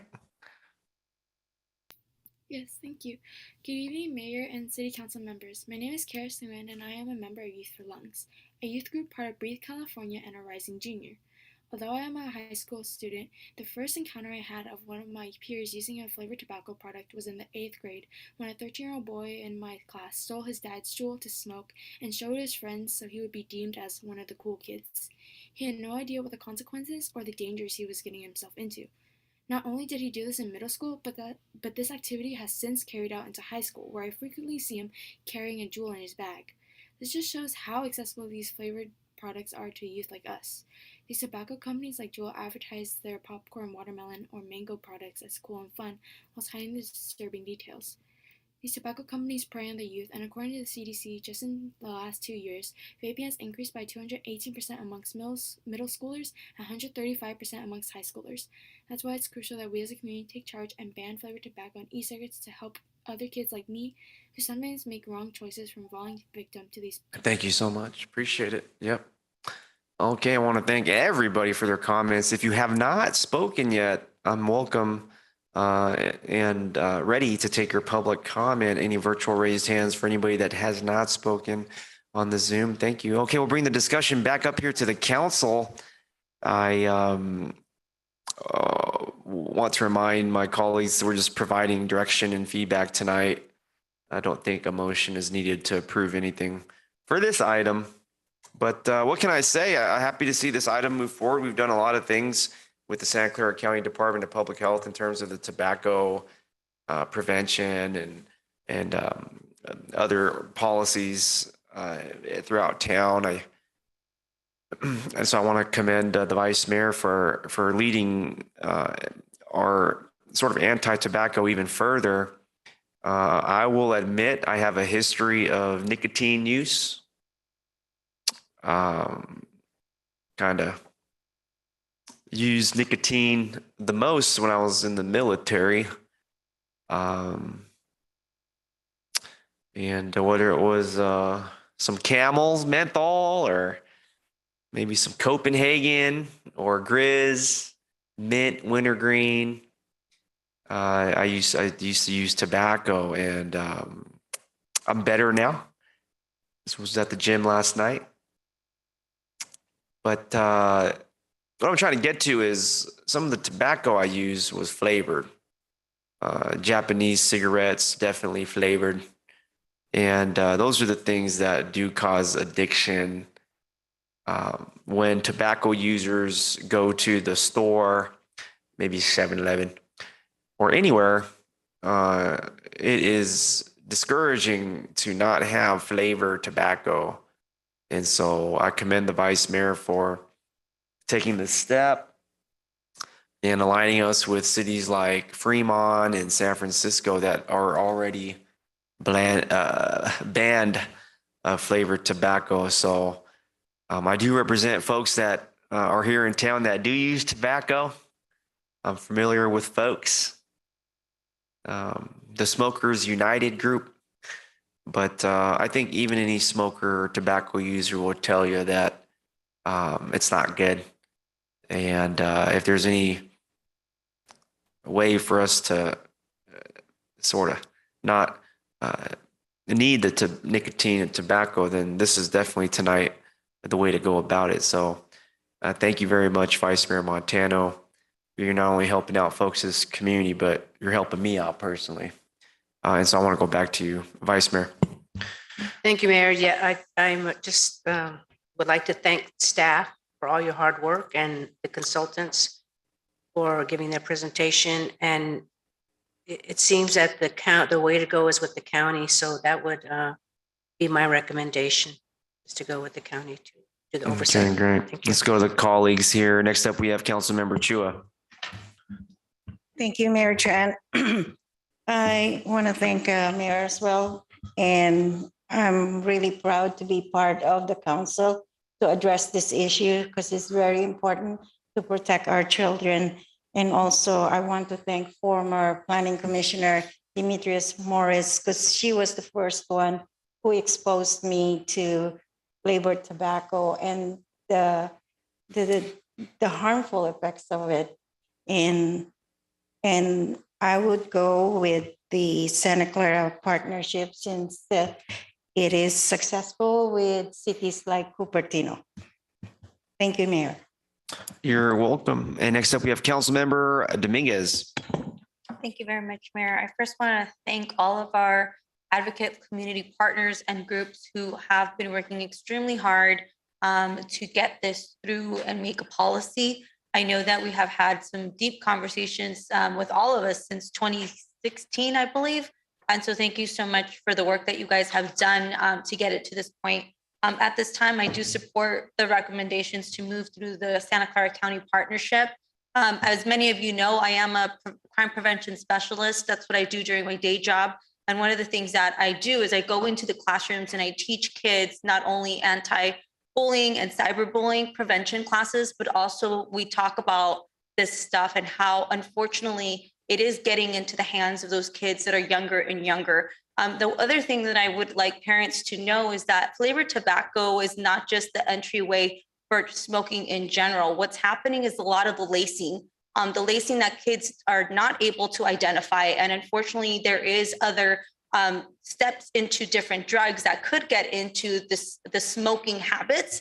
And the kids may not even know it. And so that is something that I definitely advise parents, if you are not aware of the fentanyl that's happening, please read up on it, as well as thank you so much for our partners for bringing this forward. Again, I'm extremely grateful and thankful for your support and for your work. Thank you very much, Mayor.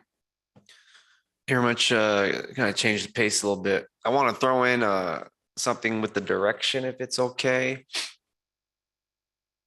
Sort of indirectly related, but here at City Hall, we do have 3 smoke pits. Okay, there are 3 areas. There's a little ashtray. And so I'd like to ask the council to direct staff to remove 2 of them. We got to keep the one in the back. But I don't think we need the one outside by the parking lot. Kind of by the new kiosk. We don't need that smoking pit. Then the one at Veterans Plaza, I got to do it. We got to take that one away, put that somewhere. But the one in the back, we'll leave that one back there, if that's okay. And then maybe eventually we'll take care of it. But that's something I've always seen here at City Hall. And I think tonight may be a good night to get rid of those things, except for the one in the back. Okay, great. Is that all the direction? Is that good? Is that good? Okay. Okay, good. Vice Mayor, is that good for you? Okay. All right, that was item number 31. Thank you, everybody, for joining us tonight on the Zoom in person. And we're moving along. I know we got guests here. We're going to get to you, but I was informed recently for item number 30, there's one more piece that we need to conduct a public hearing for. And so do we need a presentation? Okay, let's get Roberto to come back. Interestingly, item number 30, there's another piece there we need. Roberto, I see you. Hi, good evening, Mayor, City Council. So I'll be presenting item number 30, which is the conduct a public hearing and adopt a resolution confirming the assessment and ordering the levy for the landscaping and lighting maintenance assessment district number 95-1 McCarthy Ranch, fiscal year 2022-23. Next slide, please. So a little background on this item. The city maintains irrigation, landscaping, pedestrian lighting, and gateway improvements along portions of McCarthy Boulevard from State Route 237 north to Dixon Landing Road, including portions of Ranch Drive. Next slide, please. The lighting maintenance assessment district, LLMD number 95-1, was created to fund the city's perpetual maintenance, repair, and renovation of the improvements. LLMD improvements are maintained by the city's Public Works Department.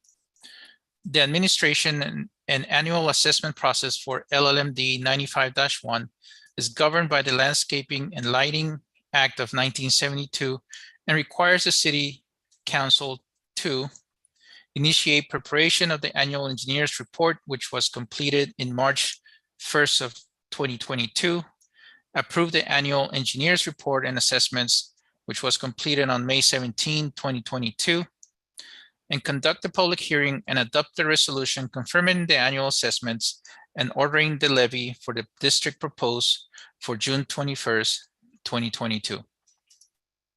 Next slide, please. Thank you. The engineer's report and annual budget. The district includes 44 commercial and industrial parcels with total area of 11,792,519.64 square feet. The total assessment for fiscal year 2022-2023 is $411,156. The assessment rate of 0.0349 per square foot does not exceed the maximum rate of $0.0516. Next slide, please. Staff recommendation is to open the public hearing, receive any comments, and move to close the hearing following any testimony. And also to adopt a resolution confirming the assessment and ordering the levy for landscaping and lighting maintenance assessment district number 95-1 McCarthy Ranch for fiscal year 2022-2023. Next slide, please. And this concludes my presentation. Thank you. Thank you very much, Roberto. Go ahead, let's do this. We'll move to open up the public hearing. Need a second. We got a second from Councilmember Chua. Let's go to the vote. Councilmember Chua, you're voting. Aye. Councilmember Dominguez. Councilmember Fan. Aye. Vice Mayor Montano. Aye. Myself as I. The public hearing is now open. If you're in the chamber, come on up for the public comment. Mr. Montano, 1 minute.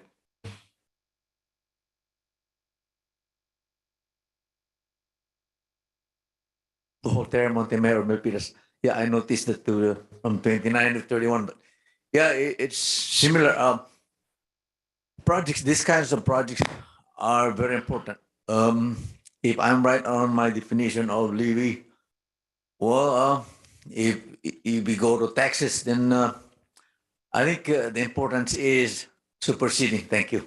Thank you very much, sir. Anybody else in the chamber would like to comment? Seeing none for the public hearing, going to the Zoom.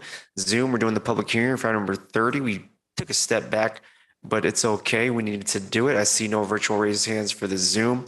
I'll go ahead and move to close the public hearing. Need a second. We got a second from the Vice Mayor. Let's go to the vote. Councilmember Chua. Aye. Councilmember Dominguez. Councilmember Fan. Aye. Vice Mayor Montano. Aye. And myself, the public hearing is now closed for that piece of agenda item 30. Any comment from our council? If not, Thank you, Mayor. I would like to make a motion to adopt resolution confirming the assessment and ordering the levy for landscaping and lighting maintenance assessment district number 95-1 McCarthy Ranch for fiscal year 2022 to 23. I'll second that. That'll do, huh? Staff? That's good, huh? Sounds good, city manager? Anybody? Yeah, good. Okay, that does it. I'll second that.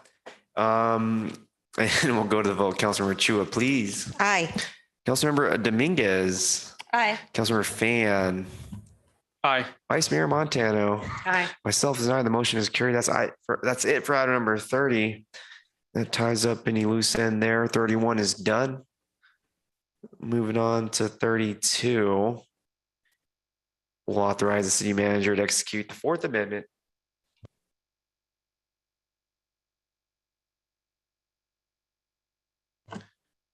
All good in the neighborhood.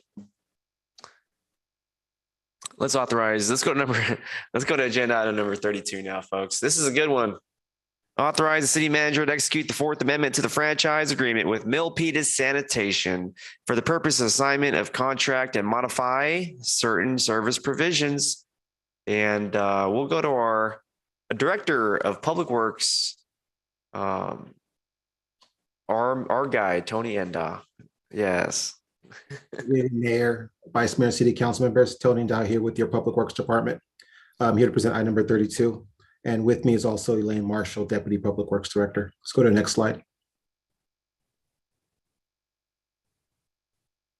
So tonight we'll walk you through the background of how we got here, some of the assignment of contract consideration in the process, the assessment that was conducted by R3, who's our consultant that reviewed Waste Connections, some of the no-cost service enhancements that will be the benefit to the community, the fiscal impact, and then we'll just conclude our recommendation. Next slide, please.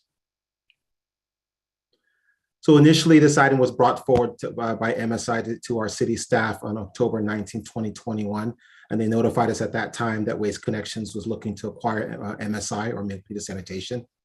And we brought this item forward to council on December 14, 2021 for consideration.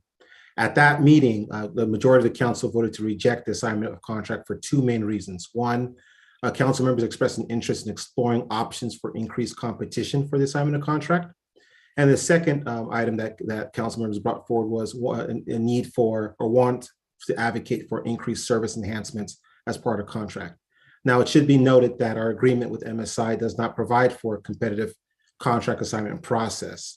The only way we can terminate the contract with MSI is for us to find fault in what they're doing or default, which requires a process for them to cure at that moment. So under the leadership of the mayor, MSI has been in discussions and proposed additional service enhancements and some changes to the contract to better the process going forward. So let's go to the next slide. So the assignment of contract process really has two main components. One is the contractor is not allowed to assign the rights or delegate otherwise the agreement to any person without city council consent. And that's what we're here to do today. The other key component of that is the approval requires the contractor to pay 2% of the gross receipts to the city. In our case, it would be approximately $400,000. Now we had, like I mentioned at the top there, in November of 21, we contracted with R3. Now R3 Consulting Group has been doing our reviews on an annual basis since we've had this contract in place.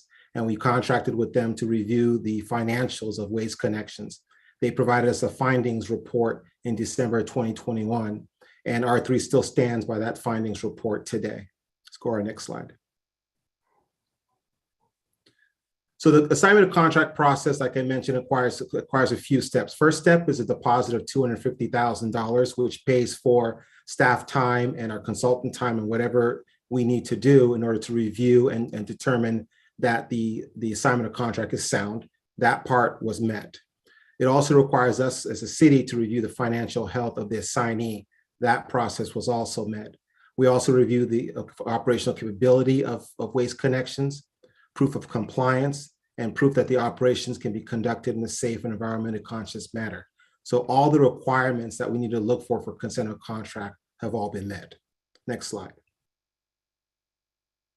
Now, in R3's case, in their assessment, they assessed Waste Connections and determined that they are a qualified firm to continue to provide very sound services to the city. A couple of key notes here that the Waste Connections has more than 10 years of experience doing street sweeping, solid waste, recycling, and composting operations. They operate in compliance with applicable laws and regulations, and they were recommended by other jurisdictions contacted during our reference checks. Let's go to our next slide. So who is Waste Connections? And we went over this slide in December as well, but we'll go through some of the key points.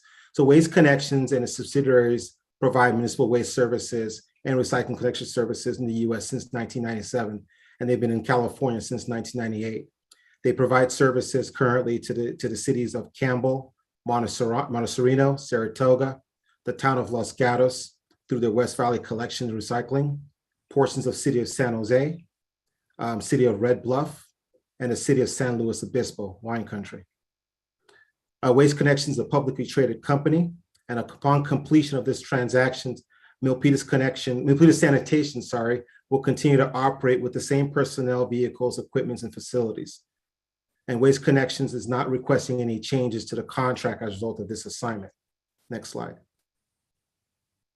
However, as part of this assignment of contract, as we presented in December 24th of 2021, just last year, there are some asks that the city did bring forward and which Waste Connections did accept to do as part of the assignment of contract.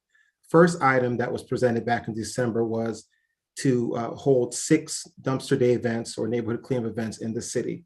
And these will be at cost to Waste Connections for 2.5 years until we do the next full rate adjustment in rate year 8.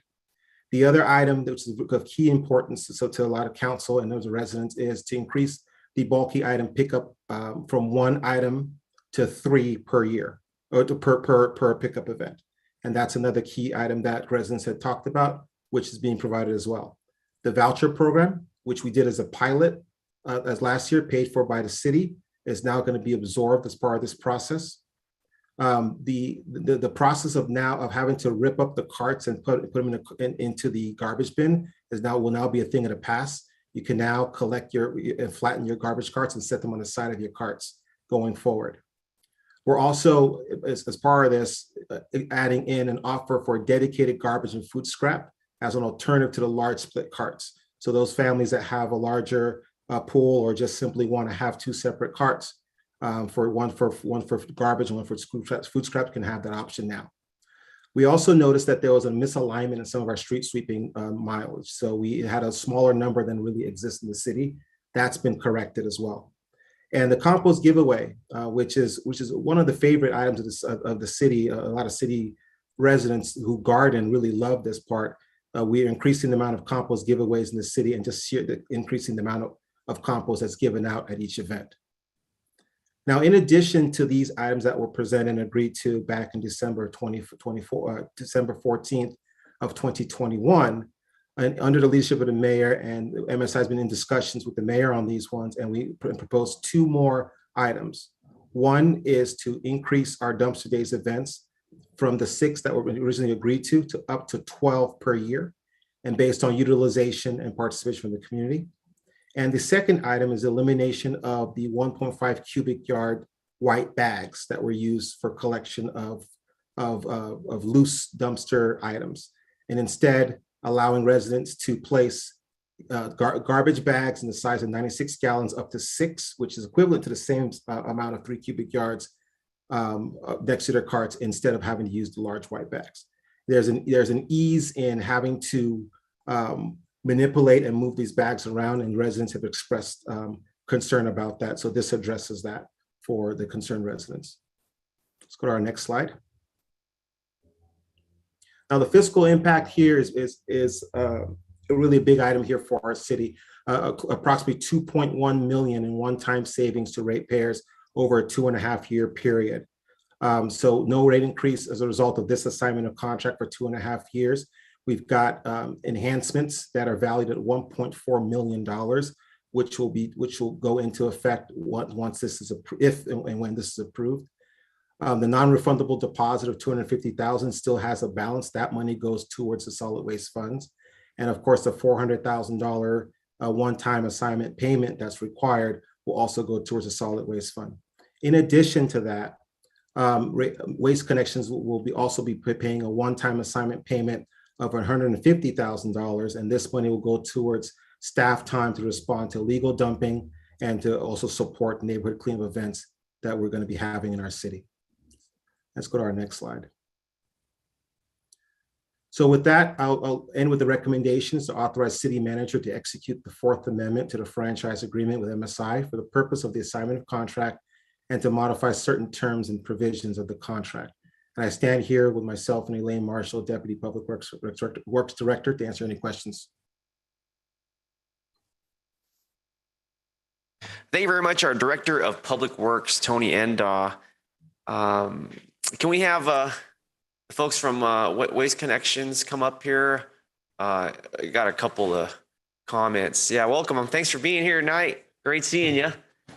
And it's going to be a great night for Waste Connections and our City of Milpitas family here. I think since the last time I met with, we had a meeting, I've gotten a lot of feedback from our community.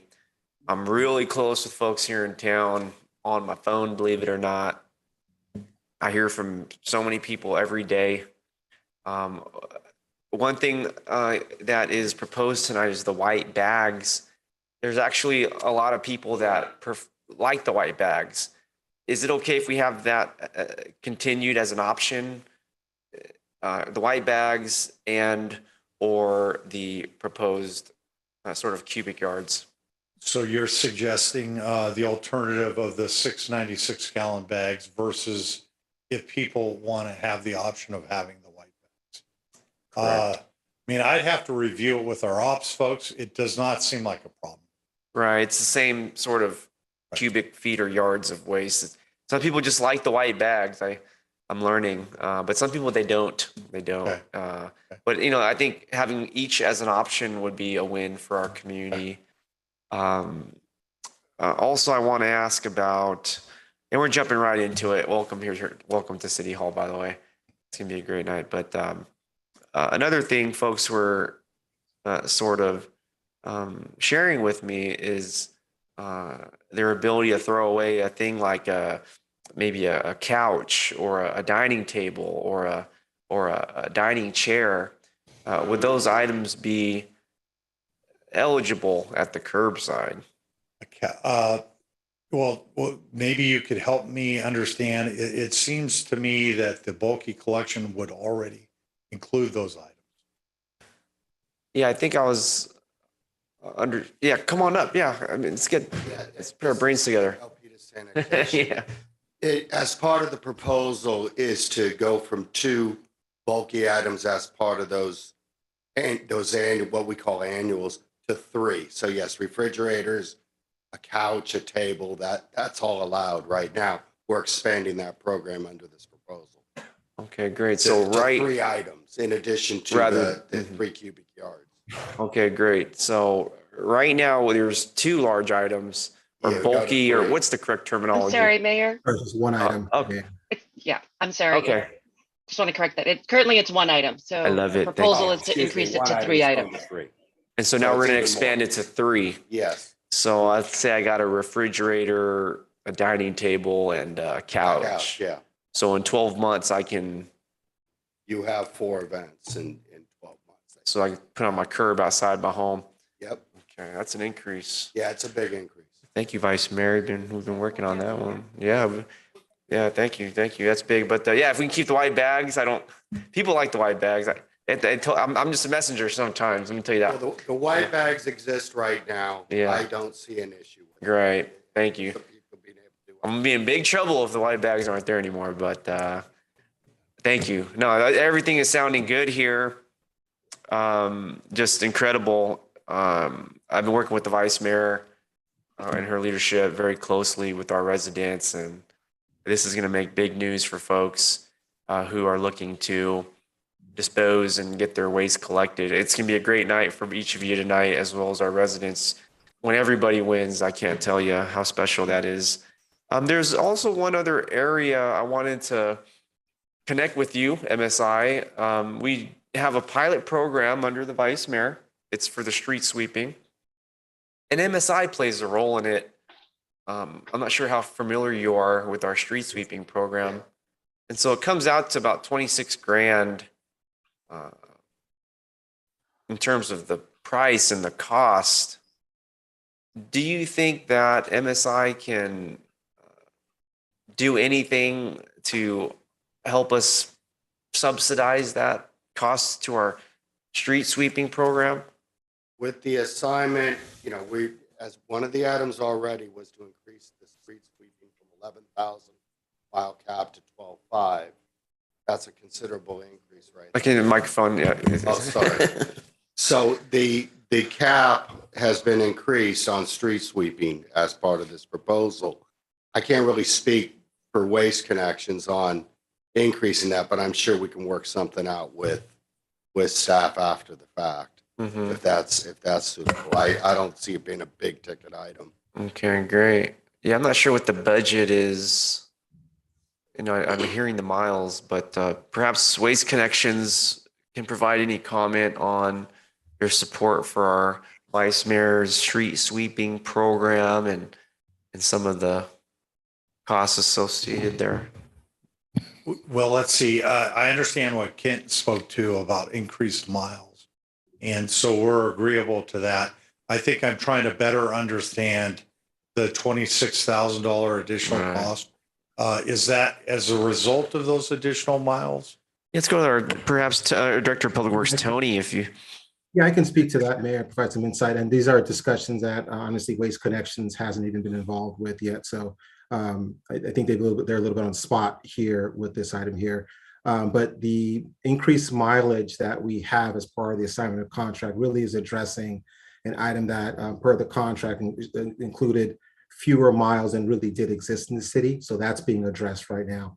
Now, the next phase is this pilot street sweeping program that we're looking to come back to council with actually in the fall for further discussions. I think that would be a better time for us to really put our heads together with, if we go with the assignment of contract today with Waste Connection, bringing them on board with what we can do, and then really working through the different numbers because I know I can see they're really caught off guard with this one because they just weren't aware of that pilot program. Very well, very well. Well, thank you for fielding my questions. I want to really say how encouraged I am that we're all back here tonight. Sort of 6 or 8 months, 7 months ago wasn't a night where things can come together. I think tonight feels like that type of night here in the city and for your respective organizations. And I want to thank Vice Mayor Montano for sort of being that wise person and leader and a colleague that is always advocating for our residents and our city's quality of life. Illegal dumping is an issue, and the vice mayor is always pushing me and the whole community to sort of do better. And I think we're back here tonight because of the Vice Mayor Montano. Thank you, Mayor. So thank you for coming here and giving us more information. But I really do like this, your proposal. It's so different from the first time, even though I think I was the only one that was voted for it. But even maybe it was a good thing that it didn't go forth. And now it's coming back and it's even better. And the mayor did speak a little bit about the street sweeping pilot program that we have. And I'm sure you have spoken to Tony Anda about that, what we have going. It's a pilot program. It's very successful. And the recommendation was to continue it.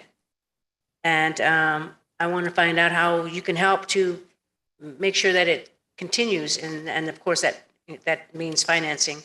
So if when you guys can discuss that and throw that in the mix, we can decide what we want to do. So how we can move forward. But I will tell you, I do like this. This is a huge benefit for our residents. It's excellent. Thank you. And thank you very much, Vice Mayor Montano. Next up, we have Councilmember Dominguez. Thank you very much, Mayor. First and foremost, I want to welcome you and thank you so much for listening to, I know last time we gave a lot of feedback, so I definitely appreciate what the community has been sharing with us since 2017. I remember vividly, we were at a Milpitas Beat Forum and this came up. And so I think the proposal before us is amazing. Honestly, you guys are going above and beyond. And I want to commend you on that. You don't have to do that. And I appreciate you stepping forward and doing that. Mayor, I just want to clarify, did you say that you met with the gentleman before us, before this council meeting?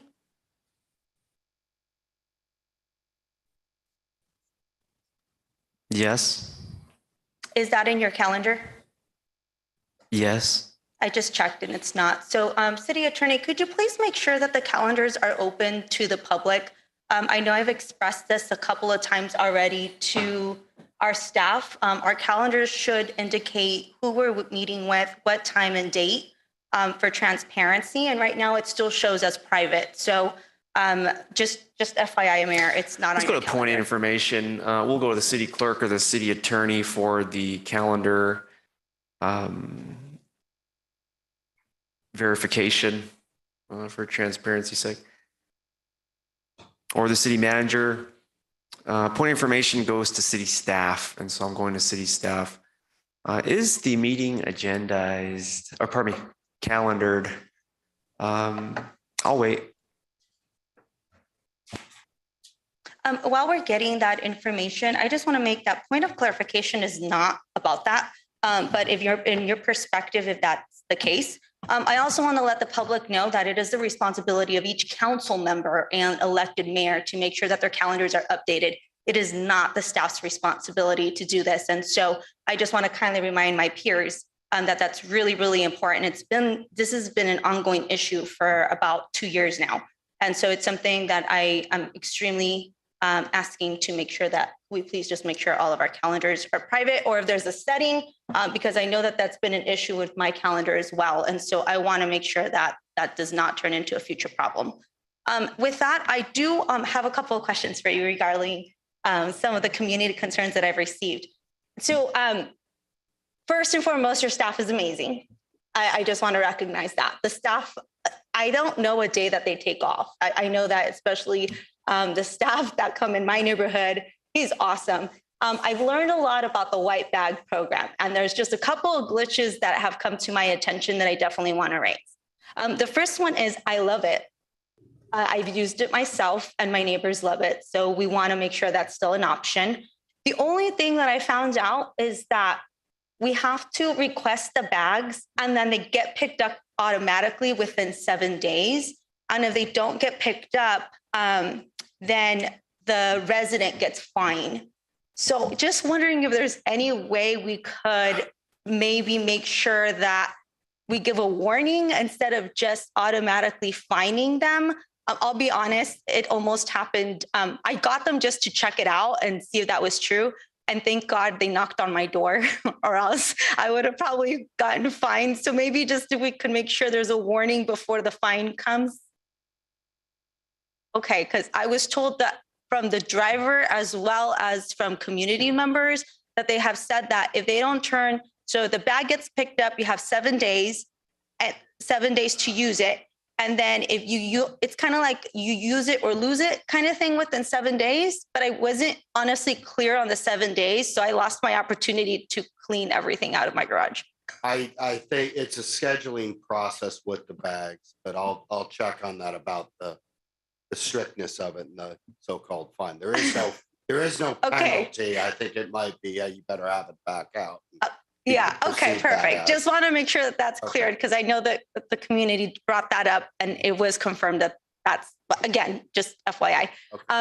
The other thing around the bags was, is there any way that they could request the bag through the online portal? Because what happens is you call the number and they always answer, but sometimes if you want to change it, like in this case, right, if you maybe for one reason or the other couldn't use the white bags, you don't want to, I just want to make sure that it's not a use it or lose it kind of thing, right? That they don't get marked. So like if you request the bags and let's say you couldn't clean up within those 7 days, it still counts as a use, even if you didn't use the bag because you have to return it within 7 days. Does that make sense? I understand what you're saying. Yeah. I'll check clarification. Now, that's the first time I've heard that one. People not using it and then thinking they lost. Yeah, the well, use because of I it think what before happens is if you don't return the bag within 7 days, the drivers are awesome because they'll come to the door and knock because they don't want you to get charged for not using it. So they're so awesome that they're like, hey, like we need your bags back, right? So I just want to make sure, I think we could, you guys are awesome. Yeah, so I'm sure you're on it, but just want to raise it to the attention. Okay.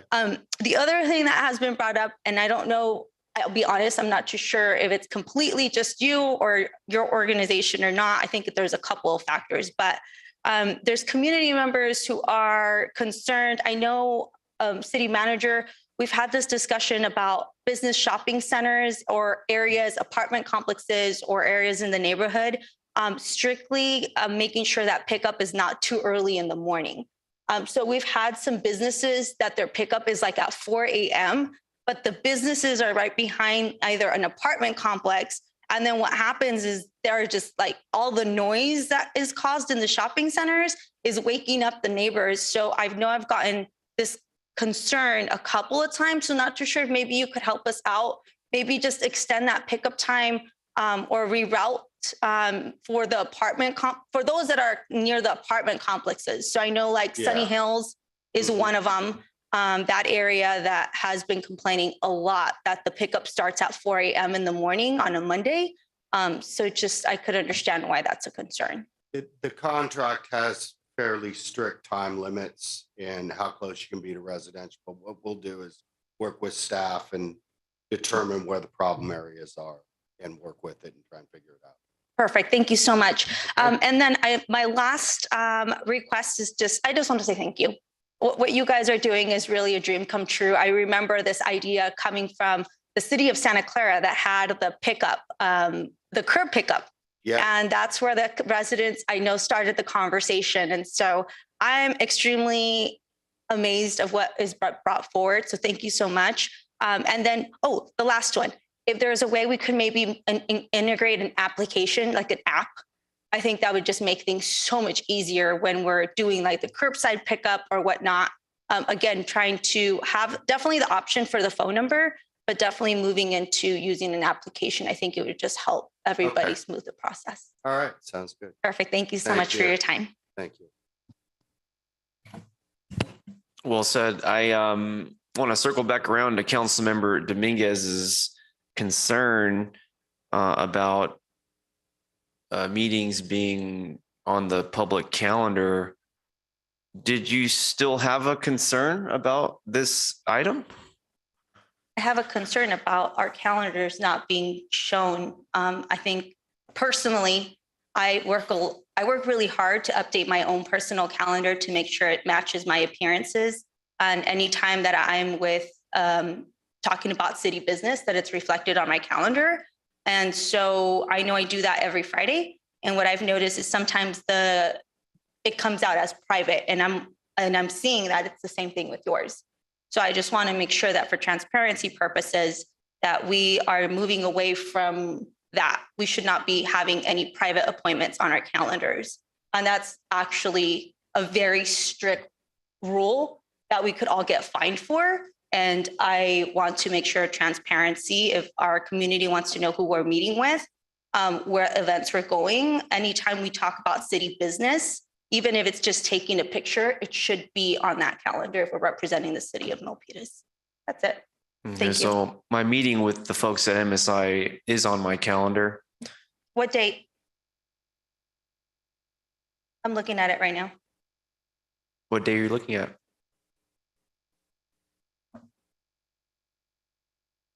What date, Mayor? May. May what? 2022 or 2021? Sorry, 25th. So I'm so sorry. What is the full name? It's the 2:30 slot. Okay, so just some piece of advice. The only thing that's on here is a Zoom and it just has the name, but it doesn't say what you spoke about. So you actually have to put at least a sentence of the city business. And so for further process, my recommendation would be to put his name, the company that they are with, and what you talked about, because that's how it's stated with the FPPC that we have to do. So my suggestion for all my peers is that we go back to our calendars, make sure that they're not on that private setting, because I know like even my calendars, some of those things are still on private setting, and that we put the name if they belong to a company, and then briefly put what the city business is that we talked about. And I think that it would be a great standard for all of us to follow. Thank you very much, Mayor. Yeah, definitely. I'll let my inviters know. This is a meeting that I'm not hosting, so I'll go ahead and let the host know going forward. But Thank you. This meeting is on the calendar. Thank you very much. Incorrectly, but yes, thank you so much. Thank you so Mayor. much. Thank you. And if you have any questions, shoot me an email. Oh, I texted you this afternoon as well. I hope you're doing okay. No, I didn't see it. Sorry. What'd you text me? Oh, it's off conversation, but definitely, I hope you're doing all right. Did not get your text message, but feel free to email me. I'll get back to you. Next up, Councilmember Chua. Thank you, Mayor Tran. I would like to ask, our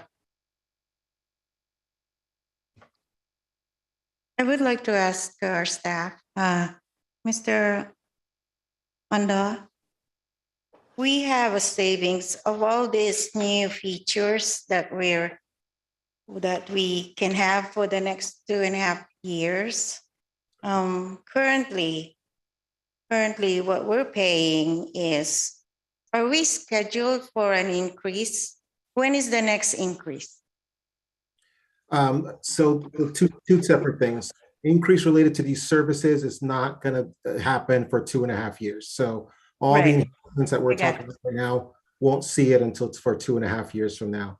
We are scheduled for an increase as part of the budget that was passed of 2%, and that's to feed into the cost for the operations of on our city side for staffing costs. This is part of the SB 1383 implementation we talked about, and all the other staff costs that get involved with managing this program. And for the SB 32, right? That's forced to us by the state. That is correct. About organic trash. That's correct. What's the Right. And let me just also add, there is a scheduled index-based increase that would take effect January 1. So there is a kind of cost of living adjustment that's allowed under the contract that would be reviewed later this year and then would take effect January 1st.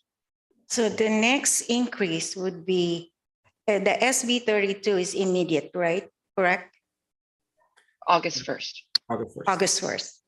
So how much are we looking at per household for the SB 32, which is forced to us by the state? It was 2%.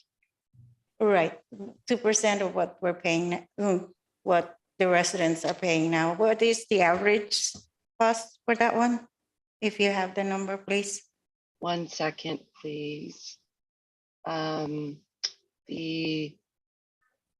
most common cost is $130.69 per quarter.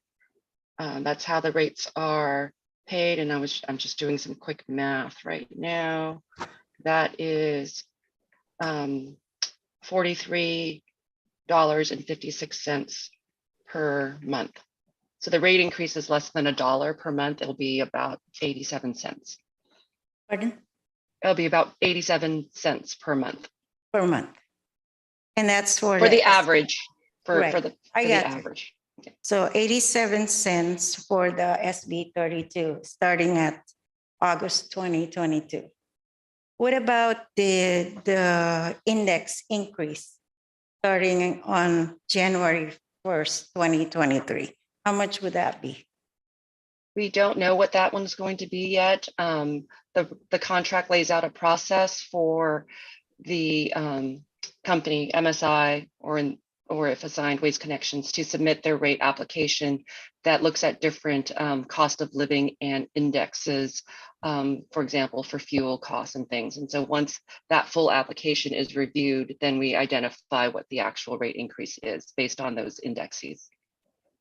And I would like to call on MSI or Waste Connection if you can give us some ballpark figure. Cap in the contract, so inflation won't necessarily be an issue. You know, the elevated inflation we're seeing now, it uses regular indexes. There is a credit that's carrying forward from last year that's in the current rates. I couldn't give you an exact amount, but probably not all that much. It'd be a basic CPI index increase. I get you. It's very difficult with inflation. Right now, and it's months up. Yeah, I understand. My question is then, thank you, sir. Elaine, my question to you, this index increases is every other year, correct? Or is it yearly? It is yearly, except for the 4th and 8th year. I think every 3 or 4 years, it's a cost-based adjustment. So instead of being index-based, there's a different formula that looks at the actual cost of service to the operator, and then the rates are determined, or the rate increase is determined based on that. So my question is, so is that different from the index versus the cost? The methodology is different, yes. How about the frequency? It is different, yes. So the cost-based rate adjustment is the 4th year, the 8th year, and let me pull up the contract to confirm if it's also the 12th year. So we are on the 5th year, correct? Going into the 6th year, yes. Yes, out of 15 years contract, correct? Yes. Yes. Okay, so when would be the next cost adjustment? It would be. That's 2.5 years from now. 2.5 years from now. Yeah, That's so when they that's- would that's factor gonna be in the additional services. Right. Okay, can you tell me the last time we did the cost adjustment, what was it? I believe we did the last cost adjustment in rate year 4, and there was a 0 increase. Great, okay. What about the last index? I would think that would be, when was the last one? So the last index would have been going into 2022. And so we would have looked at the rates at the end of 2021, but because of the assignment negotiations, that did not happen. Oh, good. Okay, so we're saying that the next increase is August 2022, which is around 87 cents per month per residence, per household. And the next one after that would be January 2023, which we don't know because of the CPI and inflation and cost of gas and all those factors that we don't know about. Correct. Okay, that's good. So my question is, I'm looking at your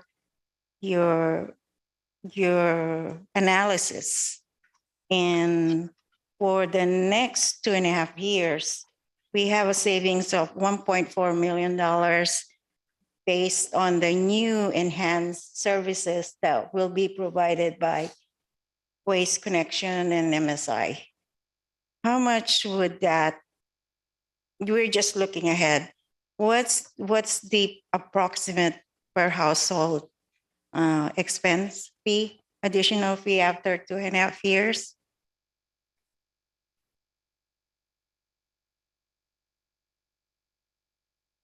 I think Councilmember Chua, this is Walter Ross, Deputy City Manager. First of all, we need to look at what's the utilization of the services. That's a problem we understand for now the cost will be, but as part of the review in 2.5 years, MSI will look at how much do our residents use these additional services, and based on that, they will see what kind of cost increases there may be. Okay. Okay, my other question now is on the new services.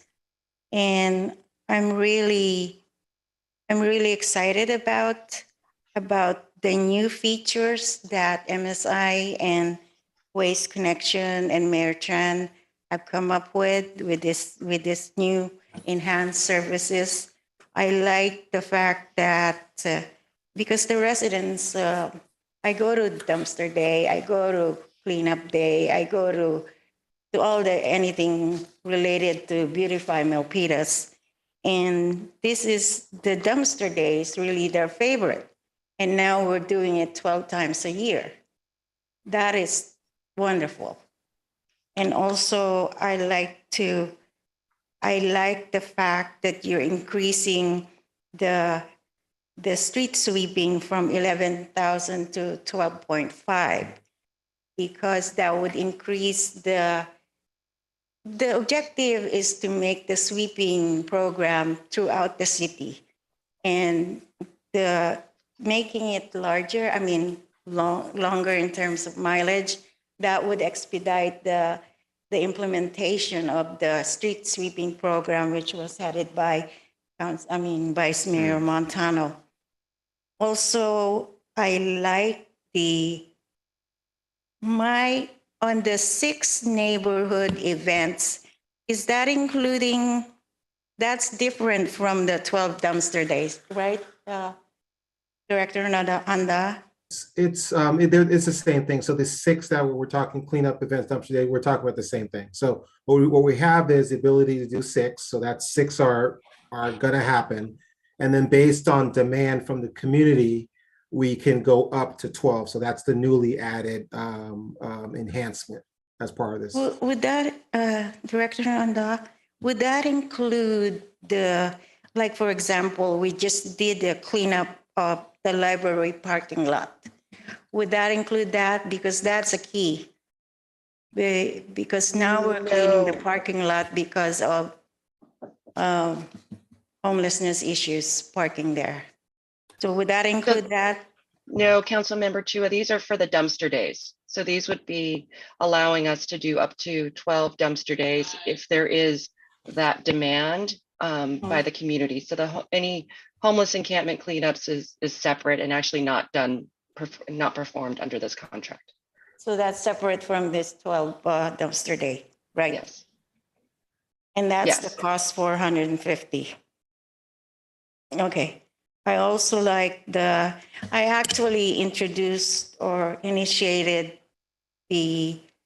and now I see it, no, I have an extra $80,000 because you included the pickup of bulky items in the refrigerator, mattresses. It used to be 1 4 times. If you have a refrigerator, it's 1 4 times a year.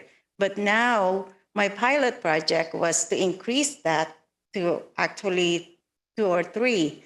But you're doing that with this new contract. 4. So I'm looking at $80,000 savings that we can use for something else. I really like this. So thank you. Thank you, Mayor Tran. Yeah, we got a little bit of every. MSI and Waste Connections. Yeah. I think the residents will be super happy with this new arrangement. Yes.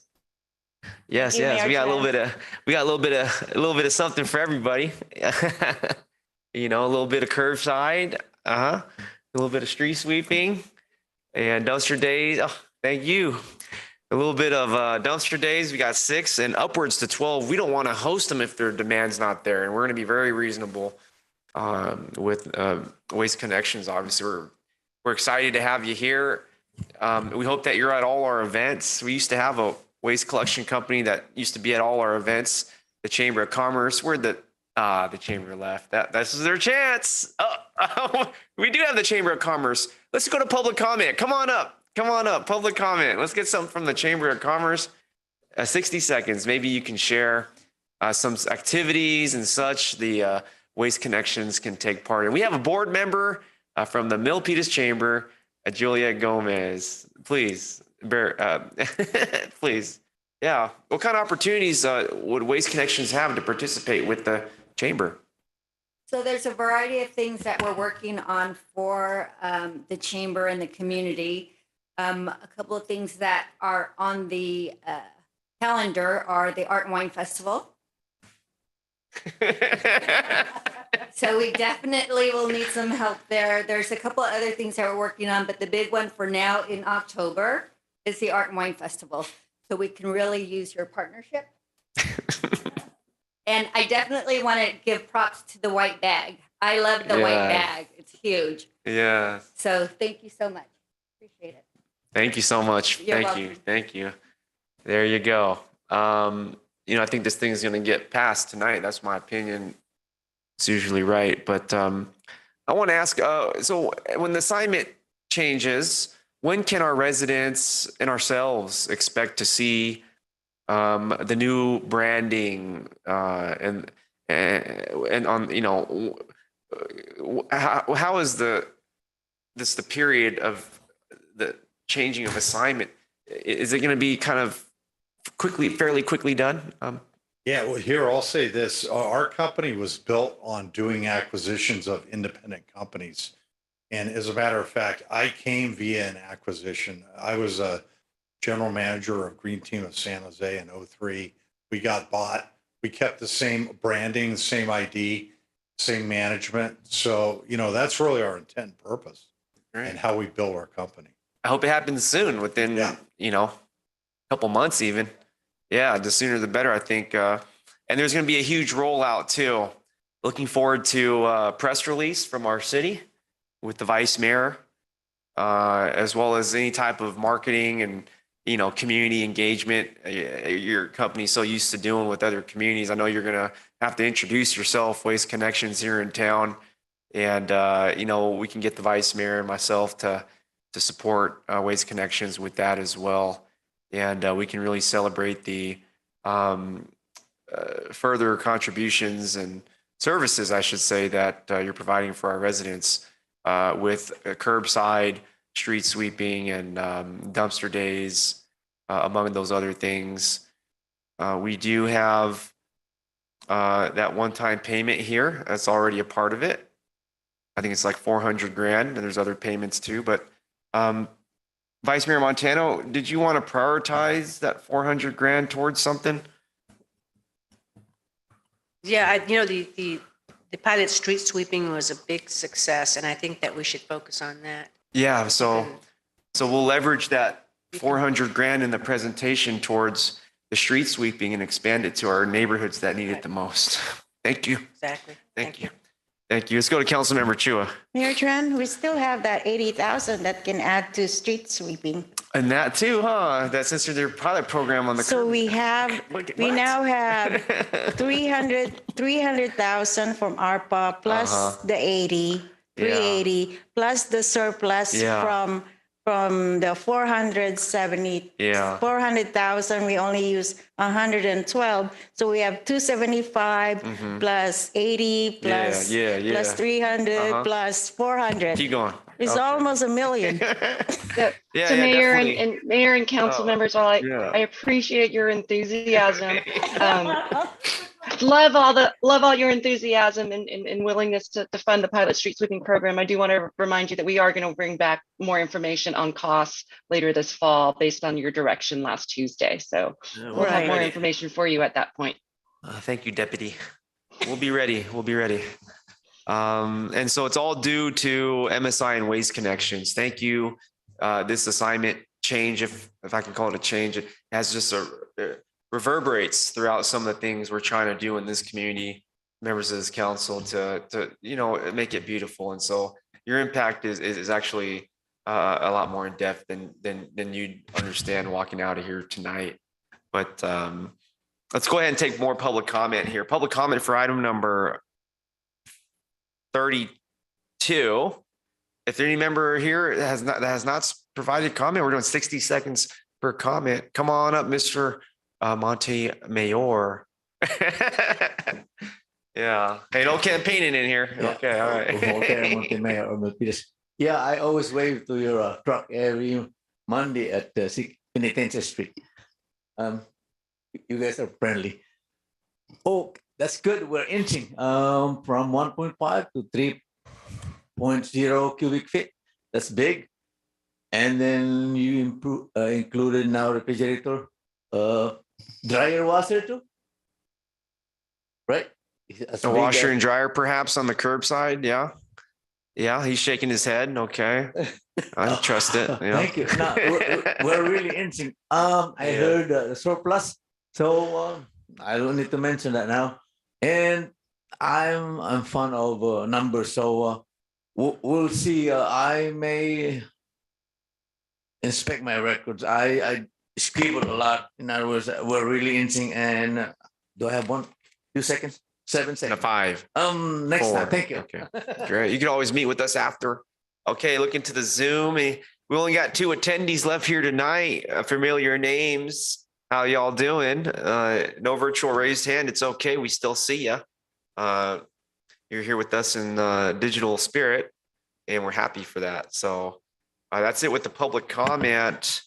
And so we'll go back to the agenda item. Let's see here. All right. Vice Mayor Montano, will you please do the honor of making the motion to authorize the city manager to execute the 4th Amendment to the franchise agreement with MSI for the purpose of assignment of contract and modify certain service provisions?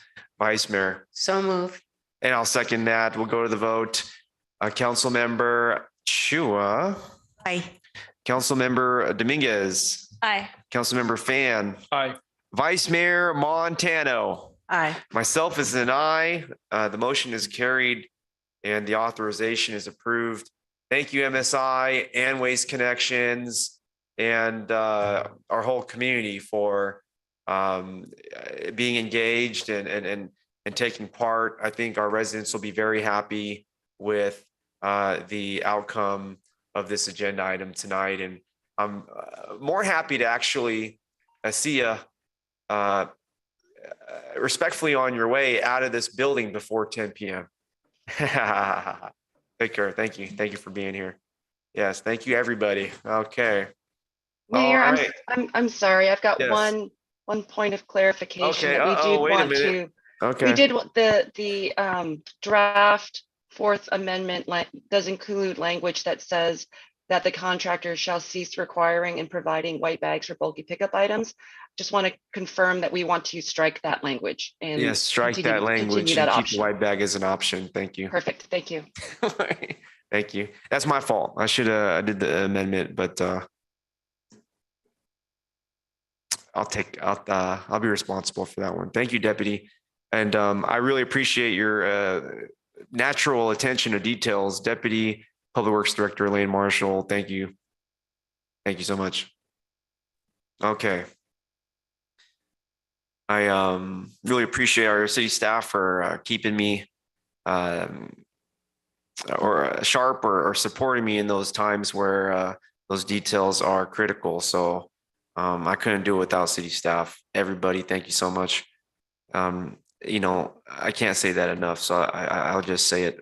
Okay, moving on here to item number 33.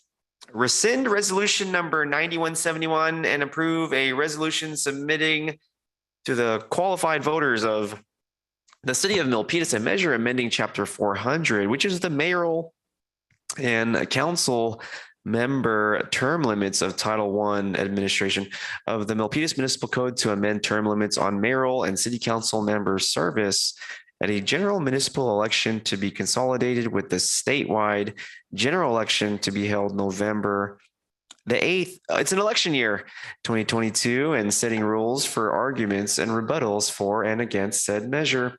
And always a delight when we go to our city attorney, Michael Mutalapasi. How you doing? Thank you, Mayor. I'm doing well. And I will let you know that council manic is an actual word that I had to look up. I thought it was. It is part of the code, and it means of or having to do with a council member. My bad. It was a happy day for me when I learned the new word. So we're talking about a 10-year limit. This item came up with you guys on the 7th. It was brought to staff's attention that the term limits only deal with consecutive terms. If we can go to the next slide. So the current term limit, council members can serve 3 consecutive council member terms or councilmanic terms. Then a single term as mayor. The mayor can serve 3 consecutive terms followed by a single term as council member. Next slide. On June 7th, this council voted on a resolution to introduce ballot language to shorten the council member terms to 2 consecutive terms followed by a mayoral term, but leave the mayoral terms as is. Next slide, please. There's a problem with that. This was brought up to staff's attention. Next slide, please. The problem is official who wants to serve non-consecutive terms. So arguably under the current rule and under the rule you guys voted on the 7th, someone could serve council mayor indefinitely into perpetuity without ever triggering any of the term limits. And it didn't seem like that was the intention of this council, so we brought it back. Next slide, please. There's a proposed fix to the non-consecutive issue. It would be to change the term limit to a service of a total of 10 years of consecutive service. You could be either mayor or council member for any of those 10 years. There would be a further limitation that only 6 of those 10 years could be served as the mayor. An official couldn't run for a term that exceeds that limit. Once the limit is reached, the official must take a 2-year cooling off period. That's the same as is currently on the books. That cooling off period could be taken at any time. This change would further simplify the language on the ballot. The proposed ballot language at this point, which was a concern of the council, would read, shall an ordinance be adopted amending the Milpitas Municipal Code to establish, effective with the November 8, 2022 general election, a 10 consecutive year limit on combined mayoral and city council member service with a 6-year limit on mayoral service, followed by a 2-year cooling off period during which a person may not serve as mayor or council member. Next slide, please.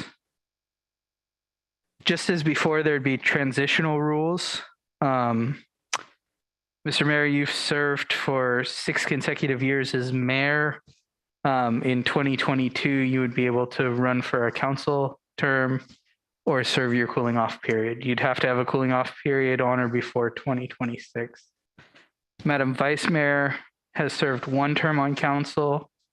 Madam Vice Mayor, you could serve a total of 6 more years. This could be 3 terms as mayor or 1 term as council member and 1 term as mayor. You would have to have a cooling off period on or before 2028. Next slide, please.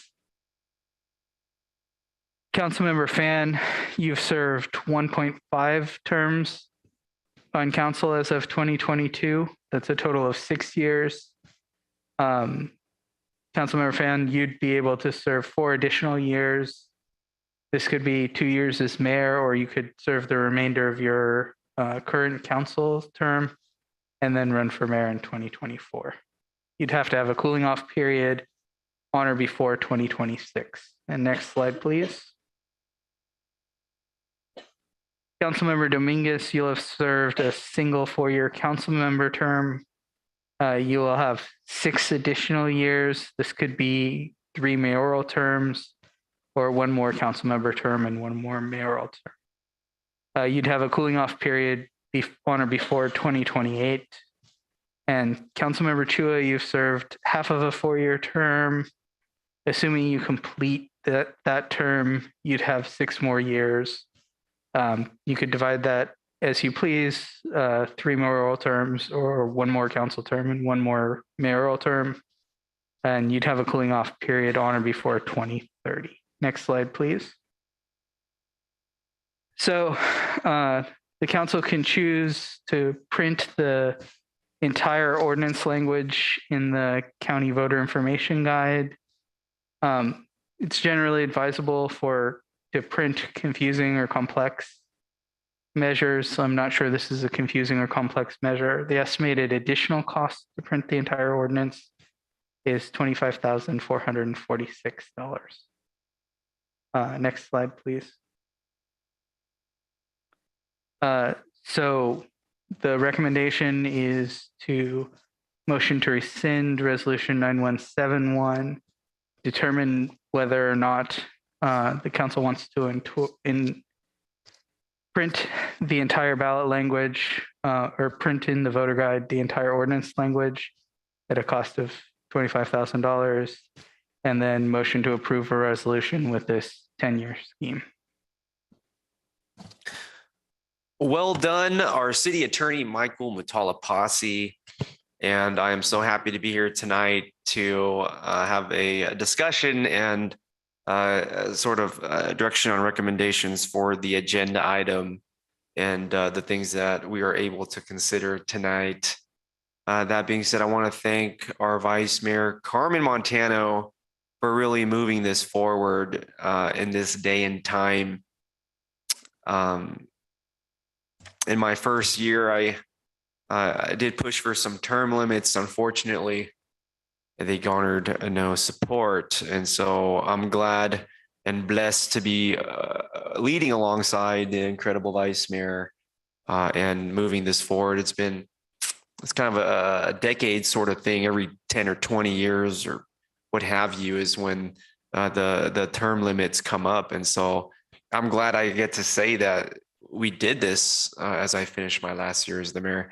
Vice Mayor Montano. Thank you, Mayor. Yeah, we're the only city in the county that had a term limit for council members of 12 years. Even the city of San Jose, they only serve 8 years. So, oh my God. Yeah, so, and that's a huge city. So the reason why I brought this up, and I'm glad you told me that you had brought this up as well in the past, but is because I think it provides an opportunity for new people to run for office, to serve the community. It's always good to have new ideas, fresh ideas, and it's just to me it's democracy in action. So I'm glad that this is moving forward. Thank you. Thank you so much. Teamwork makes the dream work. Next up, Councilmember Dominguez. Thank you very much, Mayor. City Attorney, I just had a couple of questions. Sorry, the camera is blurry and it's making me dizzy.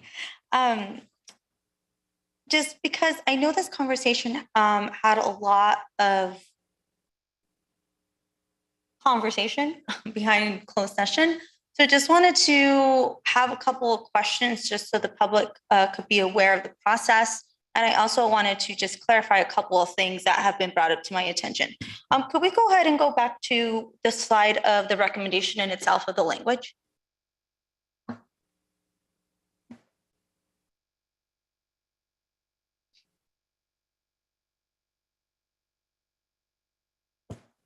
Perfect, thank you so much.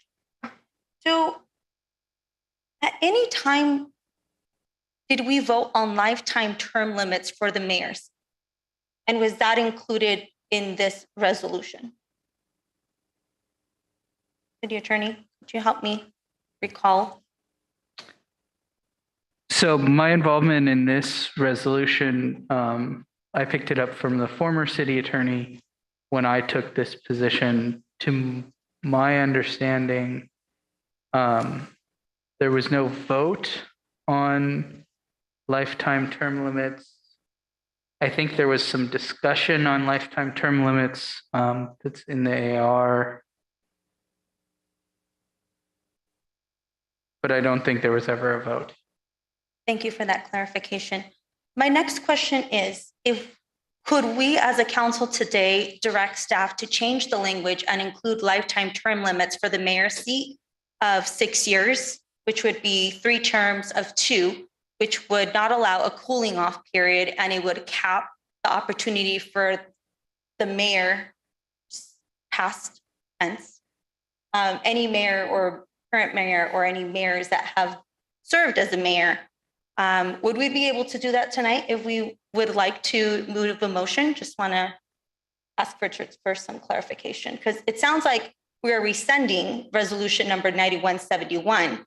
So that gives the opportunity for us to include the lifetime term limit for the mayor of 3 terms of 2 years each. Could that be a possibility? With the caveat that what you're voting on today is putting a resolution before the voters would then have to approve that resolution. Correct. So we would be able to change. Okay, so I just want the public to be very clear on what I just asked. The public has been asking for lifetime term limits for the mayor's seat. They're just tired of the revolving door, the same names running for office. And as the vice mayor stated, it's important for democracy to increase leaders and to support leaders, upcoming leaders. And today we have the opportunity to make history in the city of Milpitas and be the first city in this entire region to make the mayor's seat a life term seat, which would mean we could put that in this resolution that is before us if we get 3 votes. And that is something that I would like this council to consider, since it would be the same cost. We would be able to add it today if we really wanted to add that. I know this has been an idea, Mayor, that you have championed in the past, and that sounds like you have supported in the past. And so why would we not make it happen if we have the opportunity to include it in this resolution today? I vote, and I'm moving forward a motion to rescind resolution number 9171 and include in that submittal that we place lifetime term limits to the mayor's seat, capping it at 6 years for life with no cooling off period. Just the opportunity to be mayor one time. That is a motion that I am putting on the floor, and I hope that I could get a second in order to include that language in this resolution. Thank you so much to my peers for your consideration.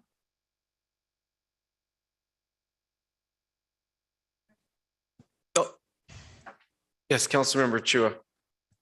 I would like to remind the council that at one point, 2 or 3 sessions ago, that we did focus on, we had 2 tasks on the list. One is for this term limit for shorten the term limit for council members.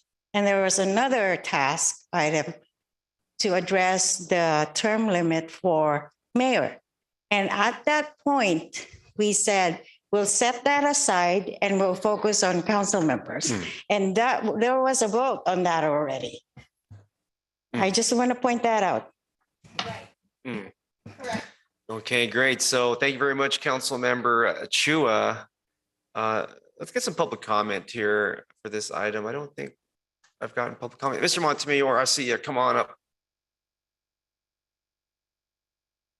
Thank you, sir. Walter Montemayor of Milpitas. Yeah, I'm concerned. I'll be a candidate for mayor. And some mayors, 6 terms, they want to come back. They want to serve more. I don't want to contradict Councilmember Dominguez. So you could be a mayor of Milpitas many times as long as you don't serve more than 6 consecutive years. I believe I am with that. If you're really good, people like you, Milpitas, come back in 2024. We're hearing from our community. Carry on. Now, if I run against whoever, and then let's say it's from the city council member, I hope if I win, then she could still be a candidate for many times. And he sees not, or he will not be in the term limit of 12 years serving Milpitas. And I hope I may not be clear enough, but that's Thank my you. point. Thank you. Our community speaks. Let's go to the Zoom. We have Frank Bush. Welcome, Frank. We'll get your microphone there. Hello. One of my concerns with the what's in this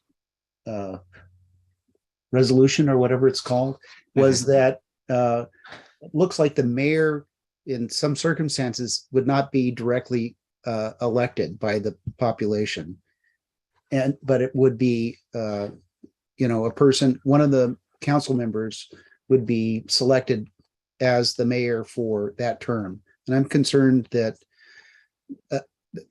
about that. I'd rather that mayors are always directly elected by the citizens. And, as far as term limits, what's proposed here looks pretty good. I'm concerned that, we get professional council members and mayors. That's my only concern. Thank you. Thank you very much, Frank. And we have Juliet Gomez. Welcome. You can adjust the microphone as you need. I just have a couple comments. Number one, I believe in leadership that impacts the community for the better. And if we have leadership that works, a cooling off period, I think, is something that we should value. And if that leader, whether it's a mayor or a council mayor, and they've served their term, if they have a cooling off period and coming back, I think it's more impactful for the community and for staff. So I think a cooling off period is okay. Thank you very much. Our community speaks. We listen. Next up, we got back on the Zoom, Barbara Jo Navarro, please. Good evening, Mayor and City Council. I think the cooling off period is very good. And if our officials are elected by the people, then if the people say after 2 years they want to have the same person back, well, then the people have spoken. So I'm all for the democratic process and whoever wins in an open election. So be it. And so the 10 years, I think, is a good thing, and the 2-year cooling off. So I agree with what's being proposed. Thank you, Barbara Jo. Yeah, it's interesting. I think over the last couple elections, a lot of folks didn't get reelected to the council. 1, 2, 3, and maybe this year 4. I don't know. It's interesting. We're up here talking about term limits, which I support, but I think our residents will go ahead and term us out after one term. I'm not going to say any names, but I think we've set a record in the last couple elections. We're adding people to the retirement wall. And the most important thing, I think, is for us to do our job to the expectations of our residents. I don't think anybody's safe for a second term. But for tonight's purposes, I don't want to divert from the work that's been put forward. There is a timeline for this, and we can explore other lifetime limits. I've heard proposals on this dais about a mayor lifetime limit, but what about council? And a person can be on the council for 40 years. Not saying I'll do it, but. And so it's just, I think a proposal I'm hearing from somewhere along this day is that isn't sharp enough for my ear. And so for 2022, I want to really thank the city attorney for his work on this. There was a sort of an issue there, as folks seen in the presentation, where a loophole of sorts where a member can sort of alternate seats. And I'm glad we closed that loop. That's pretty important.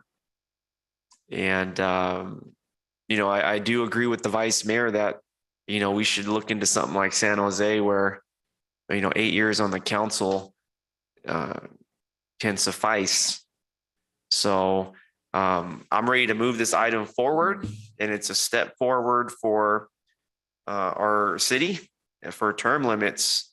And we've seen previous mayors cool off and try to come back, and it didn't work out, did it? And so our residents will always be the voice of who is going to lead this city. And there's a long list of folks that are no longer with us. And I'm really excited, I think, for the next person to become the mayor. I think they're going to get termed out. Let's go to our council member, Evelyn Chua. Thank you, Mayor Tran. I just want to appreciate our city attorney for a job well done. Really hard to find this solution that is acceptable to everybody. But there's one thing I would like to recommend if, city attorney, I would like to add to the ballot statement something about the purpose of this is to reduce the term for council and mayor. On the ballot statement, it doesn't say that. Is there There's a a way? statement. There's a statement that will be in the book. But it just make it like it's just for this purpose to like add a few words, because it doesn't say the objective of this ballot statement. Can I call on the city attorney, please? Is there a way we can add something that we're doing this for that purpose? Yeah, so I think we could amend the ballot language in the resolution to say something like, shall an ordinance be adopted amending the Milpitas Code to reduce or shorten council member term limits by establishing for both council member and mayor, effective with the November 8th, 2022 general election, a 10 consecutive year limit on combined mayoral and city council member service with a 6-year limit on mayoral service, followed by a 2-year cooling off period, during which a person may not serve as mayor or council member. That will work. Okay. Yes. And I That think sounds good. that's still within the word limit. Okay, thank you. Thank you so much. Thank you, Mayor. Wonderful, wonderful. And before I go to the Vice Mayor, Carmen Montano, for the statement, if we could have Mayor Tran and Vice Mayor Montano on the kind of supplemental statement. I think that goes in the guidebook, right? Yeah, so we'll put the Vice Mayor and myself there. Let's go to the Vice Mayor, Carmen Montano. Thank you, Mayor. So I do agree with Councilmember Chua's proposal to change that, because the people have to know that it's a reduction. It's from 12 years to 8 years. So either the word shorten or reduce needs to be in there. So that way it sends that message. So I do agree with that. And I would like to, I think this is a good thing. It aligns with all the other cities in the county. So, and it gives, like, as I mentioned, it gives other people an opportunity to run for office to serve the public. So with that, I'd like to make a motion to, you want me to make a motion now? Oh, yes, you can go ahead and make a motion now. I'd like to make a motion to proceed with the staff's recommendation of shall an ordinance be adopted to have this ballot statement on there. With the amendments With the of amendments. Councilmember Chua. And then we'll have us on the statement in the guidebook, Vice Mayor and myself. Right. Kind of like how the Measure F had a statement. Me and Councilmember Fan was on that one, but this time it'll be me and you. Okay.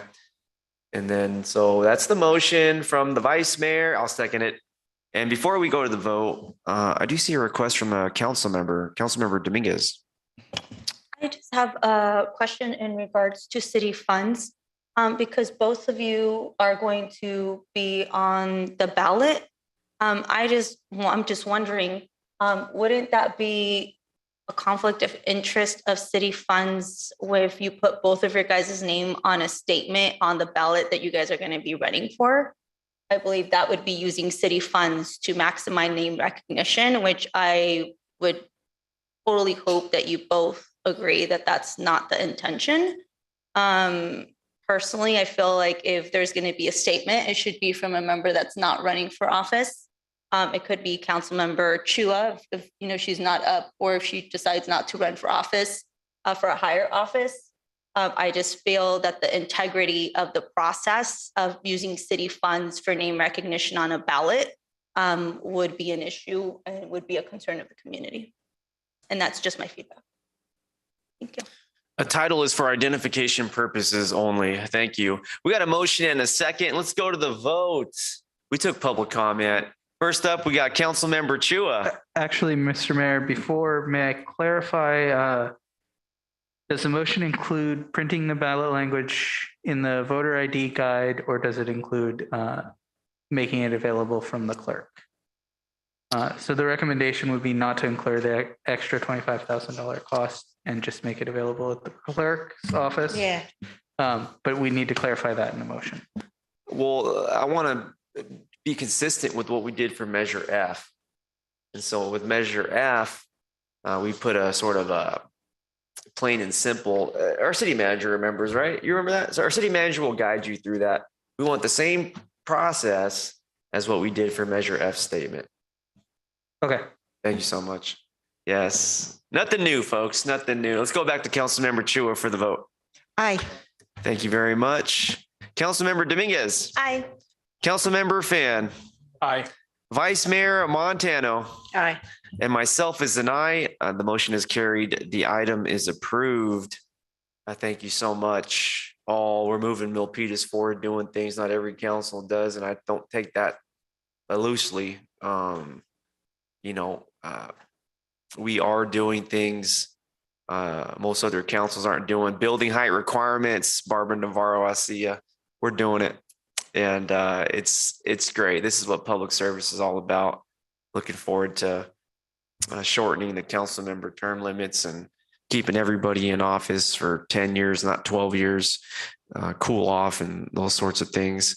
We'll get back into the community and get more feedback on everything we talked about tonight on the agenda. And, I think the council has made decisions diligently, and we'll continue to do that tonight. We have no further agenda items, and let's go to, that's right, C21, thank you.